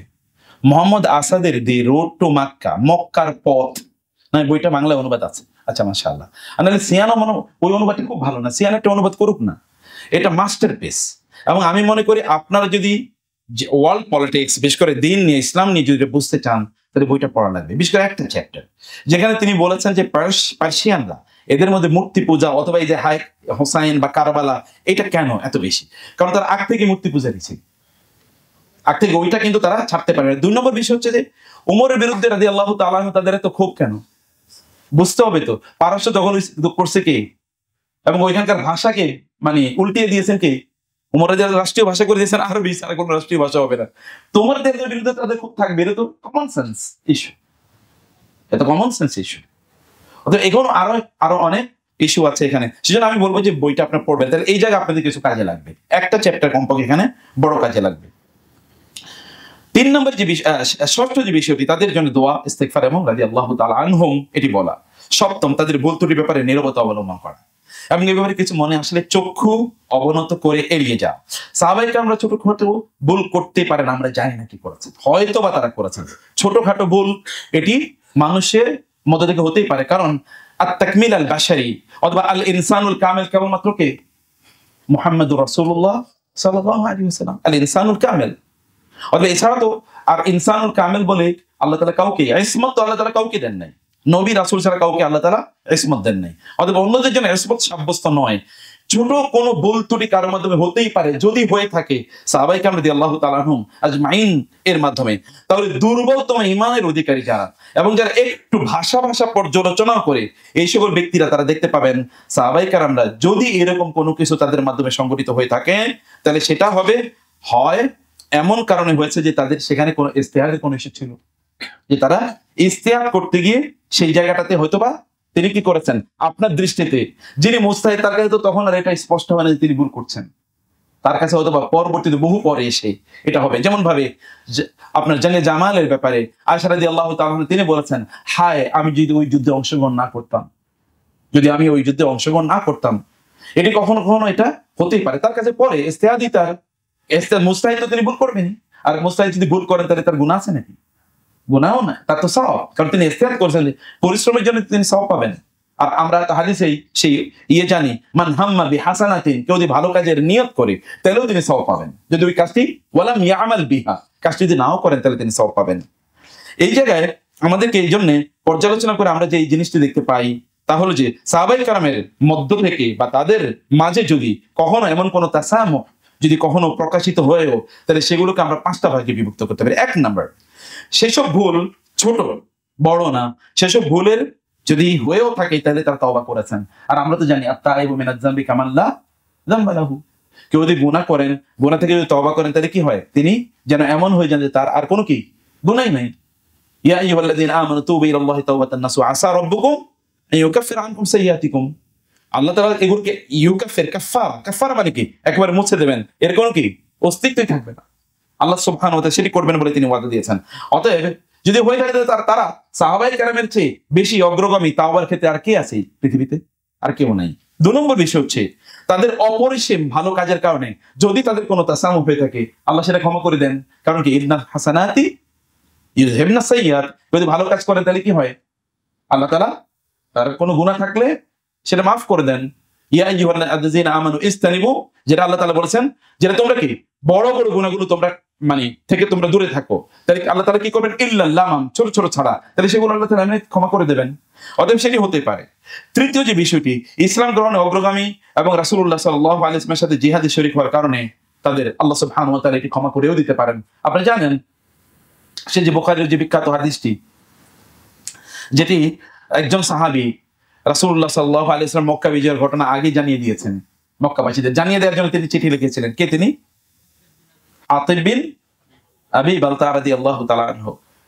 যখন ওমর রাদিয়াল্লাহু তাআলা খেপে গেলেন এবং তিনি বললেন, ইয়া রাসূলুল্লাহ, আমাকে অনুমতি দিন, কি আমি কি করব, তাকে একেবারে শেষ করে দেব। রাসূল সাল্লাল্লাহু আলাইহি ওয়াসাল্লাম কি বলেছিলেন, মা ইউদরিকা লাআল্লাল্লাহ ইত্তালা আলা আহলি বদর ফাকালা ইমালু মা শিতুম। ওমর, তুমি কি জানো আল্লাহ বদরবাসীদের চেহারার দিকে, তাদের অন্তরের দিকে তাকিয়ে দেখলেন যে এগুলো সব পরিষ্কার পরিচ্ছন্ন, কোনোর মধ্যে কোনো কাদামাটি নাই। অতএব আল্লাহ বললেন, ইমালু মা শিতুম ফাইন্নী ক্বাদ গাফারতু লাকুম, তোমরা যা মনে চাই করো, তোমাদের সব গুনাহ পরের গুনাহ আমি সব মাফ করে দিলাম। অতীতের গুনাহ তো মাফ, ভবিষ্যতের কোনো গুনাহ থাকবে না, আমল নামে লেখা হবে না। ফেরেশতাকে বলা হলো যে কলম তুলে নাও, লেখা হবে না, তাদের কোনো গুনাহ লেখা হবে না। তাই এটা তো আল্লাহ সুবহানাহু ওয়া তাআলা তাদের জন্য করেছেন, এটা তো সেই জেনারেশন। এবং চতুর্থ হচ্ছে সাহাবায়ে কেরাম রাদিয়াল্লাহু তাআলা আনহুম রাসূল ইসলামের সুপারিশের কারণে তাদেরকে আল্লাহ তাআলা ক্ষমা করতে পারেন। কারণ রাসূল ইসলাম বলেছেন যে তিনি তাওহীদবাদীদের জন্য তিনি কি করবেন, তাওহীদবাদী যারা তাদের জন্য তিনি সুপারিশ করবেন। তাওহীদ সবচেয়ে বেশি বুঝেছে সাহাবায়ে কেরামরা, আমরা তো তাদের কাছ থেকে তাওহীদ শিখতেছি, তারা আমাদের শিক্ষক। এবং পঞ্চম বিষয় হচ্ছে দুনিয়াতে তারা যে সকল বালা মুসিবতের শিকার হয়েছেন, এর আপনি জানেন সে বিখ্যাত হাদিসটি, রাসূল সাল্লাল্লাহু আলাইহি ওয়াসাল্লাম বলেছেন কোন একজন ব্যক্তির তার বিভিন্ন বিপদ আপদের মাধ্যমে তার কি গুনাহ মাফ হয়ে যায়, হাত্তা শাওকাতা ইউশাকুহা, এমনকি তার শরীরে যদি কোনো কাঁটা বিদ্ধ হয় তার কারণে আল্লাহ তাআলা কি করেন, তার গুনাহ মাফ করে দেন। তো সাহাবায়ে কেরাম রাদিয়াল্লাহু তাআলা আজমাইন, আচ্ছা কয়জন সাহাবীর কবর মক্কা মদিনায় আছে আপনি বলতে পারেন? আমি জানি না, শিখতো আমার চেয়ে অনেক বেশি যাবেন, গিয়েছেন নিশ্চয়ই, 15 গিয়ে থাকেন। সাহাবায়ে কেরামের কয়জনের কবর মক্কা মদিনা আছে? অধিকাংশ কবরই মক্কা মদিনা নাই। তারা কই? রাসূলের ইন্তেকালের পর তারা দিন প্রচারের জন্য তারা দিক বিদিকে তারা ঘুরে বেরিয়েছেন, তার দেশ থেকে অন্য দেশে তারা ঘুরে বেরিয়েছে সাহাবায়ে কেরাম রাদিয়াল্লাহু তাআলা আজমাইন। অতএব তারা তো সেই জেনারেশন, এই জেনারেশন এত যদি কাজ করে থাকেন তাহলে তাদের জন্য যদি কোনো তারা যেগুলো উল্লেখ করে, এবং আগে আমি বলেছি ইতিহাস হচ্ছে কি, ইতিহাসের অবস্থা শাইখুল আবাতিল যদি আমাদের কাছে কোনো তথ্য দেয়ও তাইলে সেখানে সেগুলোকে আমাদেরকে এই দৃষ্টিভঙ্গি থেকে সেগুলোকে আমাদেরকে দেখতে হবে নিম্নোক্ত কারণে। এবং এই কারণে এটা আমরা বলছি যে একজন মুসলিমকে সাহাবায়ে কেরামের ব্যাপারে আমাদেরকে এই অবস্থানটা কেন গ্রহণ করতে হচ্ছে। এক নম্বর কারণ হচ্ছে রাসূলুল্লাহ সাল্লাল্লাহু আলাইহি ওয়াসাল্লাম তাদেরকে রাসূল ইসলামের আদেশ মান্য করা এবং সে অনুসারে আমল করার জন্য। আমরা সাহাবায়ে কেরামের ব্যাপারে এই যে এতক্ষণ যে কথাগুলো বললাম, এই বিষয়টি তারা আমানতদার, তারা বিশ্বস্ত এবং তারা উম্মার শ্রেষ্ঠতম জাতি, তাদের মাধ্যমে কোনো ভুল হয় না, যদি হয়ে থাকে তাহলে এই 5টি কারণে সেগুলো আল্লাহ তাআলা মাফ করে দিয়েছেন, অতএব তারা জান্নাতি। এতটুকু আমরা ধরে নিয়ে কেন আমরা ধরে নিচ্ছি, কারণ এক নম্বরে রাসূল বলেছেন ওয়াইদা যুকিরা আসহাবি ফাআমসিকু, তোমরা, এরপর আমরা এখানে আরেকটি এখানে 8 নম্বর অনেকগুলো কথা আমরা বলছিলাম, 8ম যে কথা বলছি তা হচ্ছে তাদের মধ্যকার ঘটিত বিষয়ে আমাদেরকে নীরবতা অবলম্বন করতে হবে। আপনাদের মূল আলোচনায় এসেছি আমরা, তাদের মধ্যে যে ঘটনা ঘটেছে এই ব্যাপারে আমাদেরকে নীরবতা অবলম্বন করতে হবে এবং এই ব্যাপারে বেশি গবেষণায় লিপ্ত না হওয়া। সুবহানাল্লাহ, অন্য জায়গায় আল্লাহ বলছেন গবেষণা করো, আল্লাহ রাসূল বলছেন গবেষণা করো, কারণ ইন্না ফি যালিকা লাআয়াতিল লিউলিল আলবাব লিউলিল আবসার। অথবা আল্লাহ তাআলা বলেছেন আফালাম ইয়াতাফাক্কারু আলাম তারা আওয়ালাম ইয়ারাল্লাযীনা কাফারু, কি পরিমাণ শব্দ, লাআল্লাহুম ইয়াতাফাক্কাহুন লাআল্লাহুম ইয়াতাযাক্কারুন লাআল্লাহুম ইয়াতাফাক্কারুন লাআল্লাহুম ইয়াকিলুন, বারবার লাআল্লাহুম ইয়ালামুন ও লাআল্লাকুম তা'লামুন, কি পরিমাণ আল্লাহ তাআলা বলেছেন কেবল এই জাতীয় শব্দগুলো ফিকির করা। ইন্না ফি খালকিস সামাওয়াতি ওয়াল আরদি ওয়াখতিলাফিল লাইলি লাআয়াত ইন্না ফি যালিকা লাআয়াত লিউলিল আবসার, বারবার আল্লাহ তাআলা এতগুলো শব্দ উল্লেখ করেছেন যেখানে কোরআনের মূল বক্তব্য হলো মানুষকে কি করা, চিন্তা চেতনায় উদ্বুদ্ধ করা। কারণ যেই জাতি চিন্তা করে না এই জাতি কি একটা স্ট্যাগন্যান্ট জাতি, আর স্ট্যাগন্যান্ট জাতি কোনোদিন কি বন্দা জাতি উৎপাদন করবে কোত্থেকে? বন্দা জাতি তো উৎপাদন করে না। আমাদের এখন বড় প্রবলেম হলো কি, আমাদের বড় প্রবলেম হলো আমাদের চিন্তা শক্তি আমরা একেবারে করে দিয়েছি, মানে এটা খামির বানিয়ে ফেলেছি, মানে কোনো চিন্তা আমরা করি না, ভাবি না আমরা। এই ভাবনাটা যেই জেনারেশন এই পৃথিবী নিয়ন্ত্রণ করে 3টে জিনিস, সেটা একটু বলে রাখি, মধ্যখানে এসে মাফ করে দেবেন যদি অন্য মানে ভিতরে একটু আপনাদেরকে বলার জন্য বলছি। আপনারা যারা ইয়াং জেনারেশন এখানে যারা আছেন নিশ্চয়ই অধিকাংশ আমার চেয়ে বয়স কম হবে, কেউ আমার চেয়ে বয়স বেশি হতে পারে কিনা আমি সবাইকে হয়তো দেখি না, যদিও আপনারা আমার চেয়ে জ্ঞানে বেশি কিন্তু বয়সে ছোট, সে কারণে আমি আপনাদের একটা নাসিহত করছি। তাহলে পৃথিবী চলে 3টে জিনিসের উপর ভিত্তি করে। 1 নম্বর হলো অর্থ, 1 নম্বর হলো কি অর্থ, 2 নম্বর হলো এডুকেশন, নলেজ, আইডিয়া। 2 নম্বর এডুকেশন, নলেজ, আইডিয়া। 3 নম্বর হচ্ছে কি জানেন, মিডিয়া। এবং আপনি 3টে জিনিস যদি দখল না করতে পারেন তাহলে আপনি আরো 1000 বছর বাইরে থাকলেও মাইর খাবেন। উম্মাহ মুসলিমা হিসেবে কোরআন ধরে আছেন, হাদিস আঁকড়ে ধরে আছেন, তারপর আপনার মাইর খাবেন আরো 1000 বছর থাকলেও, যদি 3টা জায়গায় আপনি না বুঝেন। এই 3টা জায়গায় বুঝতে হবে, ভালো করে বুঝতে হবে এই 3টে জায়গায়। 1 নম্বর অর্থনৈতিক ভাবে আপনাকে শক্তিশালী হতে হবে। আবু বকর এবং খাদিজা রাদিয়াল্লাহু তাআলা আনহা দুইজনই উম্মাহর শ্রেষ্ঠতম সন্তান। খাদিজাতুল কুবরা শ্রেষ্ঠতম 4 জন নারীর মধ্যে একজন। আবু বকর রাদিয়াল্লাহু তাআলা এবং খাদিজার জন্য রাসূল সাল্লাল্লাহু আলাইহি ওয়াসাল্লাম একই কথা বলেছেন রাদিয়াল্লাহু তাআলা আজমাইন, যে তাদের সম্পদ আমার যে কাজে লেগেছে এই কাজে অন্য কোনো কিছু কাজে নেই। সম্পদ আপনাকে লাগবে, ব্যাপক পরিমাণ সম্পদ লাগবে। এই কারণে শুধু চাকরি বাকরির ইস্যু মাথা থেকে বাদ দেন, আপনাকে এন্টারপ্রেনিয়র হতে হবে। ব্যবসা শুরু করেন, আমাদের শেখের মতো ব্যবসা শুরু করেন, করতে হবে, নাহলে এই সেমিনারকে আয়োজন করতো, নাহলে এই হলকে ভাড়া নিত। আপনাকে করতে হবে, সম্পদের মালিক আপনাদেরকে হওয়া লাগবে। ছোট ছোট করে চাকরি বাদ দেন, চাকরি করে আপনি কয় টাকা ইনকাম করবেন? আপনি যা রিজিক পাও তা বরাদ্দ, আপনি পেয়ে যাবেন। আমি বাংলাদেশের বহু লোকেরই দেখেছি যারা লিখতে গিয়ে কলম ভেঙে যায়, কিন্তু তার পেছনে 5 জন পিএইচডি হোল্ডার স্যার স্যার বলতে বলতে মুখ দিয়ে ফ্যান আপ উঠে, স্যার স্যার। উনি কিন্তু কলম দিয়ে লিখতে পারেন, তাকে ইউনিট মানে। এবং এই কারণে ওমর আলী রাদিয়াল্লাহু আনহু বলেছেন, লাউ কানা আল উকুল তাজুরু মালান লাকানা আল আমওয়ালু ইনদা যাবিল উকুলি। যদি জ্ঞান পড়াশোনা করলে মানুষ টাকা পয়সার মালিক হতো, তাহলে পৃথিবীর সব জ্ঞানীরা টাকা পয়সার মালিক হতো। কিন্তু আমি তো দেখি সব মূর্খ লোকের কাছে সব টাকা পয়সা।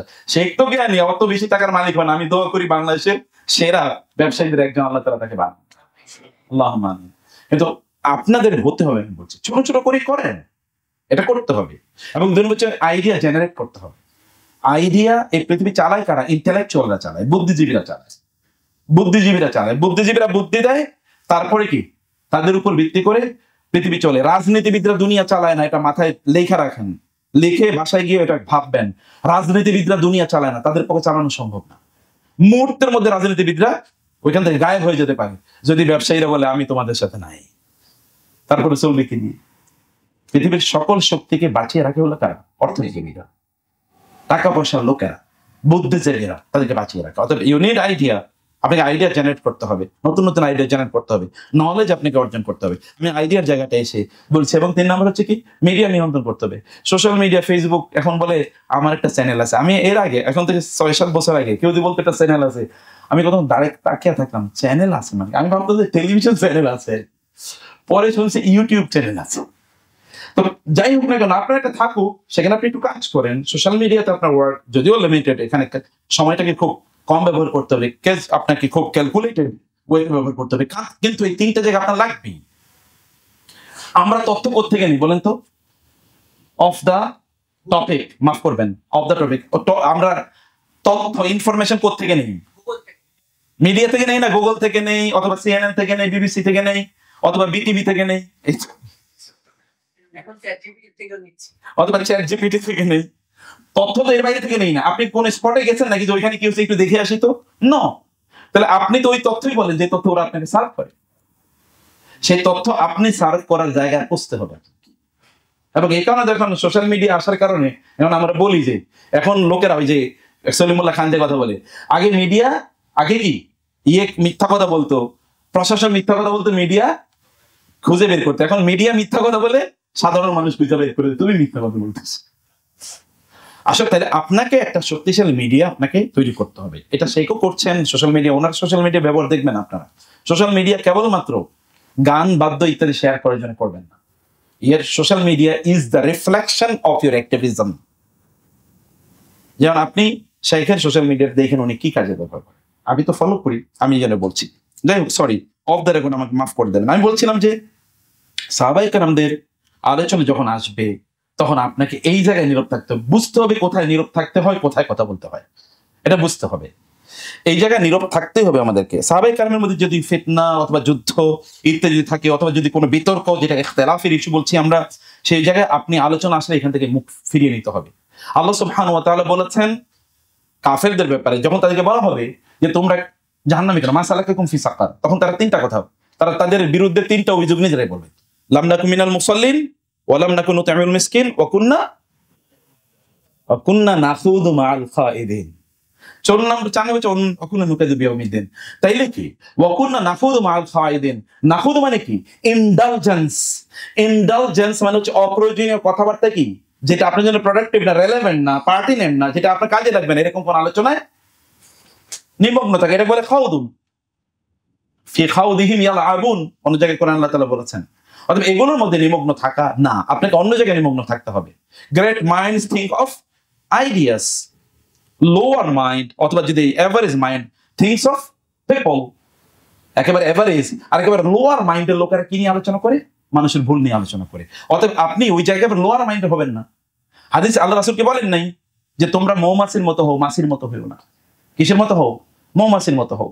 মৌমাছি যদি ধরেন এরকম হয় যে এখানে তার একটা গার্বেজ আছে, এখানে তার পাশেই গার্বেজ আছে, এই গার্বেজেও বসবে না।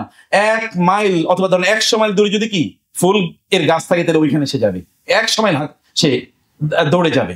আর মাছি কি এখানে তার ফুলের গাছ আছে, এখানে বসবেন। 100 মাইল দূরে যদি ইয়ে থাকে, গার্বেজ থাকে, ময়লা আবর্জনা থাকে, ওইখানে গিয়ে বসবি। আপনি ময়লার মধ্যে কেন বসেন? আপনি তো মাছি না, আপনি মৌমাছি।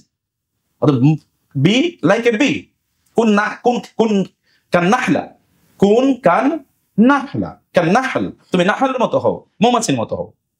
হাদিস শেষ। অথবা কোন কান নাহলাতি, অর্থাৎ খেজুর গাছের মতো হোক।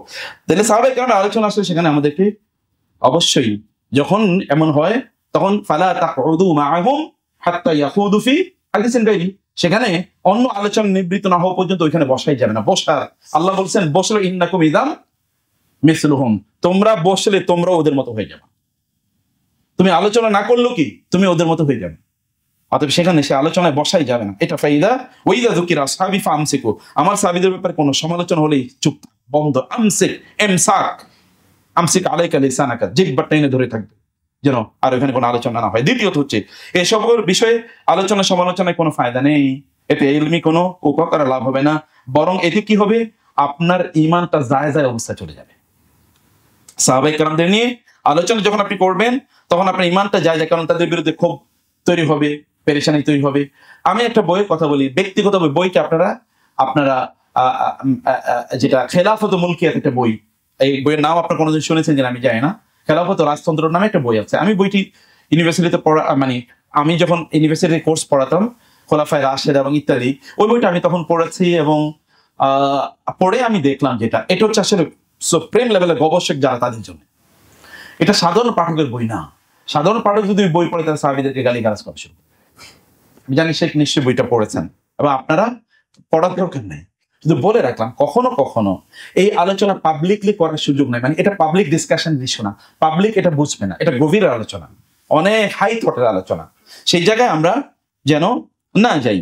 তাহলে যে এসব বিষয়ে গভীর পর্যালোচনা করলে আচ্ছা সে ব্যক্তি নিন্দনীয় পরিণামে তাকে চলে যেতে হবে, যেটা আমরা তার জন্য একটা মহা বিপর্যয় হতে পারে। এবং চতুর্থ বিষয় হচ্ছে মিথ্যাবাদী মুনাফিক এবং বেদাতীরা এইসব বিষয়ে অনেক বানোয়ার তথ্য ষড়যন্ত্রের জাল বিস্তার করেছে। তাহলে আপনি সেসব বিষয়ে কিভাবে বিশুদ্ধ হুকুম দেবেন? আপনি তো জানেনই। এবং এই কারণে আমি যেটা শুরুতে বলেছিলাম ইতিহাস পাঠ, আমি জানি যে ও time is 2 minutes over sir, আমি কি আর 5 মিনিট করে বলতে পারবো? ওকে, আমি তাহলে 40-এ শেষ করে দেবো, আমি মাফ চেয়ে নিচ্ছি। সেখানে অন্য আলোচনা আছে সেখানে একটু, ও তাই না? আচ্ছা জাযাকুমুল্লাহ খায়র। তাহলে আমি যেটা বলছিলাম, ওকে মাশাআল্লাহ, ইতিহাস পাঠ কিন্তু খুবই বিপজ্জনক, এটা খুবই গুরুত্বপূর্ণ একটা চ্যাপ্টার। এই চ্যাপ্টার কমপক্ষে আমার 15-20 মিনিট আলোচনা করা দরকার ছিল। ইবনে খালদুন রাহিমাহুল্লাহ, যিনি সোশিওলজির ফাদার, তার মুকাদ্দিমা কেউ পড়েছেন? মুকাদ্দিমা? আচ্ছা মাশাআল্লাহ, হ্যাঁ মাশাআল্লাহ, খুবই জটিল, কিন্তু পড়বেন না কেন আপনি? আচ্ছা আমি বুঝি না কেন আপনারা পড়বেন না। আপনারাই তো পড়তে, আপনাদের প্রথম শব্দল ইকরা, এই জাতি না পড়ে থাকে কিভাবে? না পড়া তো তার জন্য হারাম, পড়া তার জন্য ফরজ। না পড়া কি হারাম, পড়া ফরজ তার জন্য। আপনি পড়ুয়া জাতি হন, প্রতি মাসে সিয়ানের যে চমৎকার বইগুলো, আপনি সিয়ানের সাথে আজকে আপনার চুক্তি করেন যে আপনাদেরকে কত % ডিসকাউন্ট দেবে। সেক্ষেত্রে আমি সরি বিপদে ফেলে দিচ্ছি। আপনারা বলেন এই বইগুলো সব পড়েন, পড়ার মধ্যে ডুবে যান, প্লিজ পড়েন, রিড, প্লিজ পড়েন। 1 বছর পড়েন, 2 বছর পড়েন, পড়াটাকে অভ্যাস বানান এবং দেখেন আপনি কি ঘটে। এরপরে দেখেন বিপ্লব ঘটবে আপনার নিজের মাঝেই। আল্লাহ তাআলা তৌফিক দান করুন। তিনি ইবনে খালদুন তিনি বলেছেন আত-তারিখু মুহতাজুন ইলা মাআখিযা মুতাআদ্দিদা ওয়া মাআরিফা মুতানাওয়িআ ওয়া হুসনি নাজরিন ওয়া তাসাব্বুতিন ইয়াফদিয়ানি বিসাহিবিহিমা ইলা আল-হাক্কি ওয়া ইউনাক্কিবানি বিহি আনিল মাযাল্লাতি ওয়াল মাগালিব। লম্বা আলোচনায় বলছি ইবনে খালদুন রাহিমাহুল্লাহ, তিনি বলেছেন ইতিহাস পাঠ এটি আপনার মধ্যে একটা অনুসন্ধিৎসু চোখ নিয়ে আপনাকে ইতিহাস পাঠ করতে হবে, আদারওয়াইজ আপনি কিন্তু পদস্খলন হয়ে যাবেন। এটি ইবনে খালদুন বলছেন, ইতিহাসের ফাদার বা ইতিহাস পাঠের ফাদার। কেউ ইতিহাস পাঠ করতে হয়, তিনি সেই বিষয়গুলো এখানে আলোচনা করেছেন। অতএব তিনি তারপরে এটা অনেক লম্বা আলোচনা করার পরে তারপরে তিনি বলেছেন আমাদেরকে এই জায়গাগুলোকে খুব ভালো জ্ঞান, প্রজ্ঞা, বুদ্ধি এবং মেথোডোলজি নিয়ে আমাকে ইতিহাস পাঠ করতে হবে। এই জায়গায় তাজদিদুল ইসাবা গ্রন্থের গ্রন্থকার তিনি বলেছেন ইতিহাস পাঠের ক্ষেত্রে আমাদেরকে বিশেষ করে সাহাবায়ে কেরামদের ব্যাপারে ইতিহাসের গ্রন্থে যে আলোচনাগুলো এসেছে এই আলোচনাগুলো পাঠের জন্য আমাদেরকে কয়টা মূলনীতি নিতে হবে। 1 নম্বর মূলনীতি হচ্ছে তিনি বলেছেন 2টা। এই জায়গায় আমি আপনাদেরকে 2টো জিনিস, এই ইতিহাসের সাহাবীদের ব্যাপারে যে আলোচনাগুলো এসেছে এই আলোচনাগুলো তিনি বললেন আমি 2টো ভাগে বিভক্ত করছি। তিনি বলেন এর মধ্যে মা কানা মিনহা দাঈফান ওয়া হাযাল কিসমু লা ইয়াখলু মিন হালাতাইন, এর মধ্যে কিছু বর্ণ হচ্ছে দাঈফ, দুর্বল, এবং এগুলো দুই রকম হতে পারে। একটা হচ্ছে আইয়াকুনা মাগরুরান মাগমুরান সাকিতান লাইসা মুতাদাওবিলান আলাল আলসিনাতি, এগুলো মানুষ জানে না, মানুষের মুখে কি এগুলো আলোচনা নাই, অধিকাংশ লোক এটা জানেই না।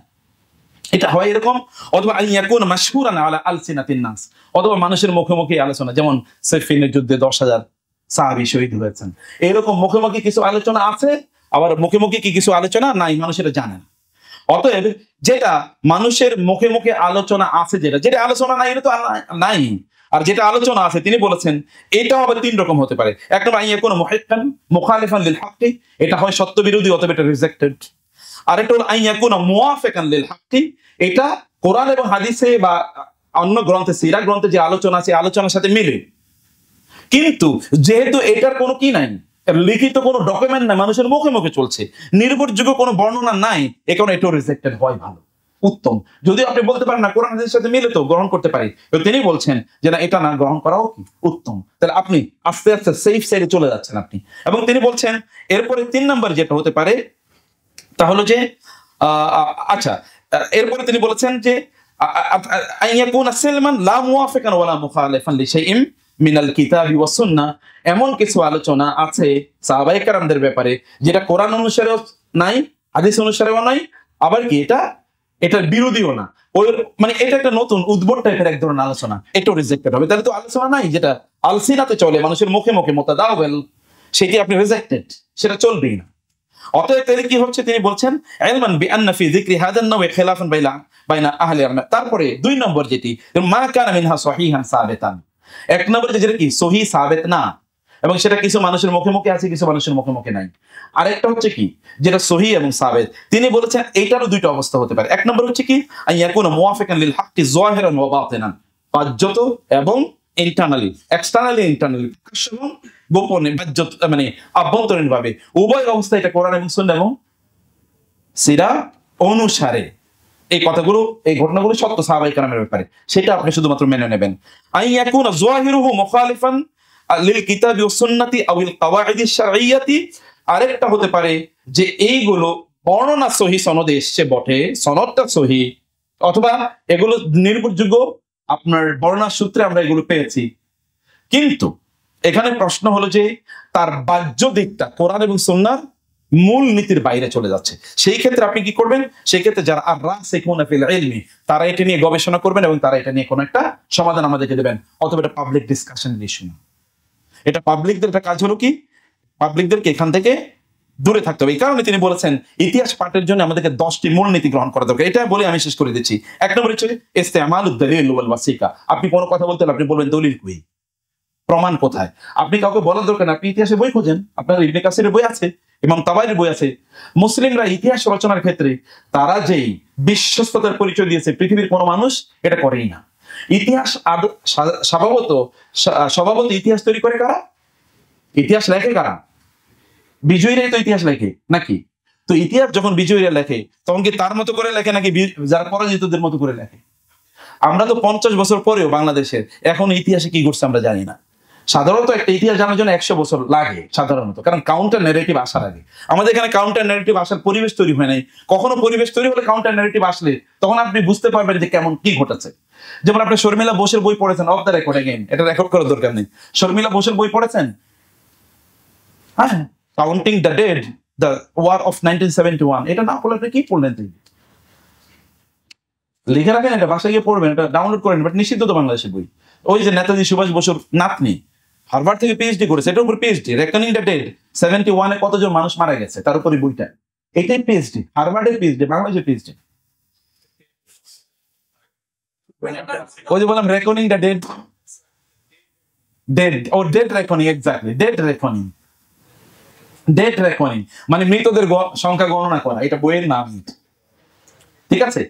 আর আমি জানি না সাজ্জাদ হোসেন স্যারের ওই বইটা পড়েছেন কিনা, যিনি 1971-এ আপনার ঢাকা বিশ্ববিদ্যালয়ের ভাইস চ্যান্সেলর ছিলেন, ইংলিশ ডিপার্টমেন্ট প্রফেসর ছিলেন, মেমোরিয়ালস অফ 1971 বা এইরকম নামে বইটা বাংলা অনুবাদ আছে, এবং এটাও কি বাংলাদেশে নিষিদ্ধ বই। এই দুইটা বই পড়বেন যদি কাউন্টার ন্যারেটিভ জানতে চান, আদারওয়াইজ আপনি বুঝবেন না যে কি আসে কাহিনীটা। এটা বুঝতে হবে, তখন আপনার চোখ খুলবে যে ওকে ঠিক আছে, I have got a different narrative. বুঝতে পেরেছেন? যাই হোক, আমি বলছিলাম তাহলে আপনাকে অবশ্যই ইতিহাস পাঠ করতে হবে দলিলের আলোকে, এবং ওই দলিলটা সহি হতে হবে, এর বাইরে আপনি পড়বেন না। আমি বলছিলাম যে মুসলিমরা যখন ইতিহাস লিখেছে, যেমন ইবনে জারির আত-তাবারি অথবা ইবনে কাসির বা এরা যখন লিখেছেন, তখন তারা ইতিহাস লিখেছেন আল্লাহর কাছে জবাবদিহিতার মানসিকতা নিয়ে। এবং এই কারণে দেখেন ওনার বিপক্ষে যাচ্ছে, ওনার যে স্ট্যান্সের বিপক্ষে যাচ্ছে, কিন্তু তারপর ওই ন্যারেটিভ এখানে আছে, আপনার কাছে দিয়ে দিলাম, এবার আপনি জাজমেন্ট করেন। আর যে আপনি পিকথল, সরি কি জানো, ওই যে পিকে হিট্রি অথবা যে উইলিয়াম মুইর, যাদের ইতিহাস পড়ে, ঢাকা ইউনিভার্সিটি কেউ ইতিহাস আছে কি না? ঢাকা ইউনিভার্সিটি ইসলাম ইতিহাস আল্লাহ বাঁচাইছে আপনাদের, কারণ ওইখানে ইতিহাস পড়লে ইমান নিয়ে আসা আপনার জন্য মুশকিল, ইমান নিয়ে আসতে পারবেন। আমি ওইখানকার এক প্রফেসর, আমাদেরকে ওইখানকার প্রফেসর, তিনি ঢাকা ইউনিভার্সিটির কোন এক সময় তিনি আবার ভাইস চ্যান্সেলর হয়েছেন, নামাজ টামাজে পড়তেন, কিন্তু তার সে বড় মানে যদি বলি আমি শব্দটা দিন বিদ্বেষে, ইসলাম বিদ্বেষে এবং ইসলাম থেকে খারিজ হয়ে যাওয়ার মতো লোক বাংলাদেশে আমার চোখে আরেকটাও পড়ে না এত, কিন্তু ইসলামের ইতিহাস পড়ে। কারণ পড়ে কার বই? পিকেটির বই পড়ে, উইলিয়াম মুইরের বই পড়ে, তো এটা তো তাকে নাস্তিক বানাবেই, একান্তই স্বাভাবিক। আপনি ইবনে কাসিরের বই পড়বেন না তো পিকেটি কি আপনার পক্ষে বই লিখবেন? তো উইলিয়াম মুইর কি আপনার পক্ষে বই লিখবে? বই লিখবে না। রাসূলুল্লাহ ইসলামের ব্যাপারে এরা তো বই লিখেছে, তাদের জীবনী লিখেছে। আপনারা ডক্টর মোহর আলী স্যারের বই পড়েছেন কিনা জানি না। ডক্টর মোহর আলী স্যার উনি তো দুটো বই জন্য বিখ্যাত, এবং আপনার কিং ফাহাদ তাকে দিল, কিং ফয়সাল পুরস্কার তাকে দেওয়া হলো। এর মধ্যে একটা হলো কি the history of Muslims in Bengal, আর একটা হচ্ছে the life of Muhammad in the eyes of the orientalist. Most probably এই নামে বই, আমার নামটা একেবারে মুখস্থ নেই, বইটা আমি দুটো বই পড়েছি। ওরিয়েন্টালিস্টের দৃষ্টিতে রাসূল ইসলামের জীবনী তারা যেভাবে লিখেছে, ওইটার উনি কি একটা অ্যানালাইসিস করেছেন এবং দেখিয়েছেন ওরা কোথায় কোথায় কি করেছে। এই উইলিয়াম মুইরের অবস্থা দেখবেন, এই বই পারলে আপনার দ্বিতীয়টা কমপক্ষে পড়বেন যদি কখনো সুযোগ পান। বইটা ইংরেজিতে, যারা ইংরেজিতে ভালো পড়বেন আদরে যে ইংরেজি শিখে নেবেন, বই পড়বেন। বই পড়তে হবে না, পড়তে হবে তো আপনি নিয়ত করলে আপনি শিখে যাবেন ইনশাআল্লাহ। আমি ব্যক্তিগতভাবে আমি 4 মাসে ইংরেজি ভাষা শিখেছি, 4 মাসে, এবং এটা হচ্ছে যে ইন্টারভেল। মোস্ট প্রবলি তখন আমার ইউনিভার্সিটির মাস্টার্স পরীক্ষা হয়েছে, তারপর 3-4 মাসের একটা সময় পেয়েছি, সিদ্ধান্ত নিয়েছি বই এই ভাষাটা শিখবো। আমি আগের কিছু জানতাম, কিন্তু আলহামদুলিল্লাহ তখন খুব ভালোভাবে শিখেছি না। আপনি ইউ ক্যান ডু ইট। তো এই জায়গাটাতে আপনাদের করা দরকার। 2 নম্বর বিষয় হচ্ছে যে আপনারা যখনই ইতিহাস পড়বেন, মানে এখানকার তাইলে যে ইনফরমেশন গুলো আছে এগুলোকে সোজা করে আপনাকে সাজাতে হবে, সাজিয়ে স্তরে স্তরে সাজিয়ে তারপরে আপনাকে কোনো কনক্লুশনে আসতে হবে। 3 নম্বর হচ্ছে কোরআন এবং সুন্নাহ যা বলেছে তার উপর বিশ্বাস করতে হবে। কোরআন এবং সুন্নাহ যা আছে তার উপর বিশ্বাস করে এরপরে তার উপর সিদ্ধান্ত নিয়ে আপনাকে বাকি পথ চলতে হবে। 4 নম্বর বিষয় হচ্ছে আল আমানাতু ফি ইস্তিকসাইল আদিল্লাহ, অর্থাৎ আপনি যখন দলিলগুলো কালেক্ট করছেন তখন আপনি আমানতদারিতার সাথে করবেন। আপনার পক্ষে যেগুলো সেগুলো কেবল কালেক্ট করবেন। দেখেন কয়েকদিন আগে ঢাকা বিশ্ববিদ্যালয়ের এক প্রফেসর, উনি সিনেট আপনার মিটিং এ তিনি বলেছেন কোটা এটি ইসলামী শরিয়া দ্বারা অনুমোদিত, এবং উনি কোরআন শরীফের সূরা আল আনফালের আয়াতের উনি দলিল দিয়েছেন। আল্লাহ তাআলা বলেছেন যারা কোনো দেশ বিজয় করে তাদেরকে 80% দিয়ে দিতে হবে, আর 20% তাদের জন্য, আল্লাহ রাসূলের জন্য। অতএব মুক্তিযোদ্ধা তো 80% পাবে, দলিল দিয়ে প্রমাণ করেছে। আপনি যদি কোরআন থেকে আপনার পক্ষে দলিল দিতে চান আপনি দিতে পারবেন, নো প্রবলেম। আল কোরআন যু ওয়াজহাইন, কোরআনে দুটো চেহারা আছে, আপনি আপনার পক্ষে দুই জায়গায় ব্যবহার করতে পারবেন। কোরআনকে বুঝতে হলে আপনাকে হাদিসের কাছে আসতে হবে, আদারওয়াইজ বুঝতে পারবেন না, তখন এরকম এলোমেলো বোঝা হয়ে যাবে। বায়ানুল মাসওয়াদের ওয়াল মারাজির, আপনি কোথা থেকে নিচ্ছেন এটা আগে ভালো করে বুঝতে হবে। আপনি কারণ শিয়াদের প্রচুর পরিমাণ লিটারেচার আছে, এটা না জানলে অথবা ওই খবরে আমরা পড়ে যাব। এবং আল ইতিমাদ আলা নুসুস আশ-শারঈয়্যা, শরঈ দলিলগুলোর উপর আপনাকে নির্ভর করতে হবে। আর তাজাররুদ মিনাল হাওয়া ওয়াল মাইল, অর্থাৎ আপনি কোনো দিকে ঝুঁকে যাওয়ার কোনো প্রবণতা নিয়ে আপনি যাবেন, একেবারে ফ্রেশ মাইন্ড নিয়ে আপনাকে ইতিহাস পড়তে হবে। তাহকিমুল লুগাতিল আরাবিয়া, আরবি ভাষা ভালো করে বুঝতে হবে, আরবি ভাষা ভালো করে বুঝতে হবে। ইবনে তাইমিয়া বলেছেন রাহিমাহুল্লাহ, ইমাম শাফিঈ তিনি পড়াতেন হলো হাদিস, কিন্তু হাদিস বাদ দিয়ে উনি আরবি ভাষা পড়াচ্ছেন। লোকেরা এসে বলেন আপনি পড়াবেন হাদিস, আপনি আরবি ভাষা পড়াচ্ছেন। তিনি বললেন আমি যাদের কাছে হাদিস পড়বো এরা যদি আরবি ভাষা ভালো করে না বুঝে তাহলে হাদিসের অর্থ করবে ভুল, পরে বেদাত চালু করবে সমাজে। দেখেছেন, হাদিস বাদ দিয়ে আরবি ভাষা পড়াচ্ছে। ইবনে তাইমিয়া বলেছেন তাআল্লুমুল লুগাতিল আরাবিয়্যাতি হাতমুন ওয়াজিবুন, আরবি ভাষা শেখা এটা ফরজ, কারণ না বুঝলে তিনি বেদাত। পৃথিবীতে যত বেদাত চালু হয়েছে যে সকল লোকের আরবি ভাষা বুঝে নাই। যেমন এখন দেখবেন কোরআনিস্ট বলতে কি, কোন আলেমকে আপনি কোরআনিস্ট দেখবেন, সব কি সাধারণ মানুষ। এখানে যারা সাধারণ শিক্ষিত তোমরা কিছু মনে করো না, দেখেছেন পুরো পাগলা অনুবাদ মুখস্থ, কিন্তু আপনারা অনেক কিছু মনে করেন না। এখানে আমার স্টুডেন্টদের বয়সের অনেকে আছেন, আপনারা অন্য কিছু মনে করবেন না। যে আমি বলছি সাধারণ শিক্ষিত, আমি বল সেই জন্য বলছি, আমি বলছি আরবি ভাষা শেখাও বাধ্যতামূলক, এটা আপনাদেরকে করতে হবে, এটা তিনি বলছেন। এবং আদব কবুল আল মুতানাকিদাত, যেগুলো কনফ্লিক্টিং এরকম রেফারেন্স বাদ দিয়ে আগে তবে হুসনুল আদব মা কালামিল্লাহ ওয়া মাআল আম্বিয়া ওয়াল উলামা ওয়াল ইবতিআদ আন তারজিহ শাখসি, আপনাকে অবশ্যই সাহাবায়ে কেরাম সাহাবায়ে কেরামদের ব্যাপারে আপনাকে অবশ্যই কি করতে হবে, আদব বা শিষ্টাচার মেনটেন করে তারপরে আপনাকে কাজ করতে হবে। যেমন আমি শেষ করে দিচ্ছি, এটাই আমার লাস্ট কথা, যেটা তাদেরকে অপছন্দ করা বা ঘৃণা করা, এগুলো থেকে আপনাকে দূরে থাকতে হবে। কোন অবস্থায় যেটা অপছন্দ বা ঘৃণা তৈরি করে, যেগুলোকে আপনাকে প্রত্যাখ্যান করে তারপর আপনাকে আগাতে হবে, কারণ তাদেরকে ভালোবাসা হলো ইমানের কি, ইমানের দাবি। অতএব আপনি ইমানের দাবি পূর্ণ করবেন নাকি নেফাকের দাবি পূর্ণ করবেন? লাস্ট হচ্ছে সাহাবায়ে কেরামদের অনুসরণ করা এবং তাদের পথে চলা, এটা আমাদের জন্য বাধ্যতামূলক। সাহাবায়ে কেরামের ইখতিলাফ দুই রকম, ইখতিলাফ একটা হলো ফিকহি ইখতিলাফ, এটা কিন্তু আলোচনার ইস্যু না। মূল আলোচনার ইস্যু কি? তাদের সিয়াসি ইখতিলাফ, অর্থাৎ তাদের মধ্যে যে রাজনৈতিক ইখতিলাফটা ছিল, সেই ইখতিলাফে সত্যিকার অর্থে সাহাবায়ে কেরামরা কবে ইখতিলাফ শুরু হয়েছে, কেন সেই ইখতিলাফ হলো, সেই ইখতিলাফে কতজনের পার্টিসিপেশন ছিল, আর তাইলে এত বড় করে কিভাবে ইস্যুটা আসলো, এই জায়গাটি একটা বড় গ্রে এরিয়া রয়ে গেল আপনাদের পড়ার জন্য। একটা লিটারেচার ইনশাআল্লাহ সেটা আমি এক সপ্তাহের মধ্যে তৈরি করে দিচ্ছি ইনশাআল্লাহ, এটা সার্কুলেট করে দেয়। তো জাযাকুমুল্লাহ খায়র, আমি অতিরিক্ত সময় নিচে মাফ করে দিন ইনশাআল্লাহ। আর একটা সময় আমি বিশ্বাস করি সেই যেটা শুরু করেছেন, এরকম কনফারেন্স আরো অনেক হোক, তাই না? কনফারেন্স অনেক হোক, তাইলে এর মাধ্যমে কমপক্ষে আমাদের একটা অনুপ্রেরণা আসবে যে আমাদের করণীয় কি, অন্তত আমাদেরকে অন্যরা বড়রা এসে বলুক যে আমাদের করণীয় কি, এটা আমাদেরকে বলা অনেক দরকার আছে। জাযাকুমুল্লাহ খায়র। হাদা ওয়া সাল্লাল্লাহু সুবহানাহু ওয়া তাআলা নবিয়ানা মুহাম্মদ ওয়া আলিহি ওয়া সাহবিহি আজমাইন।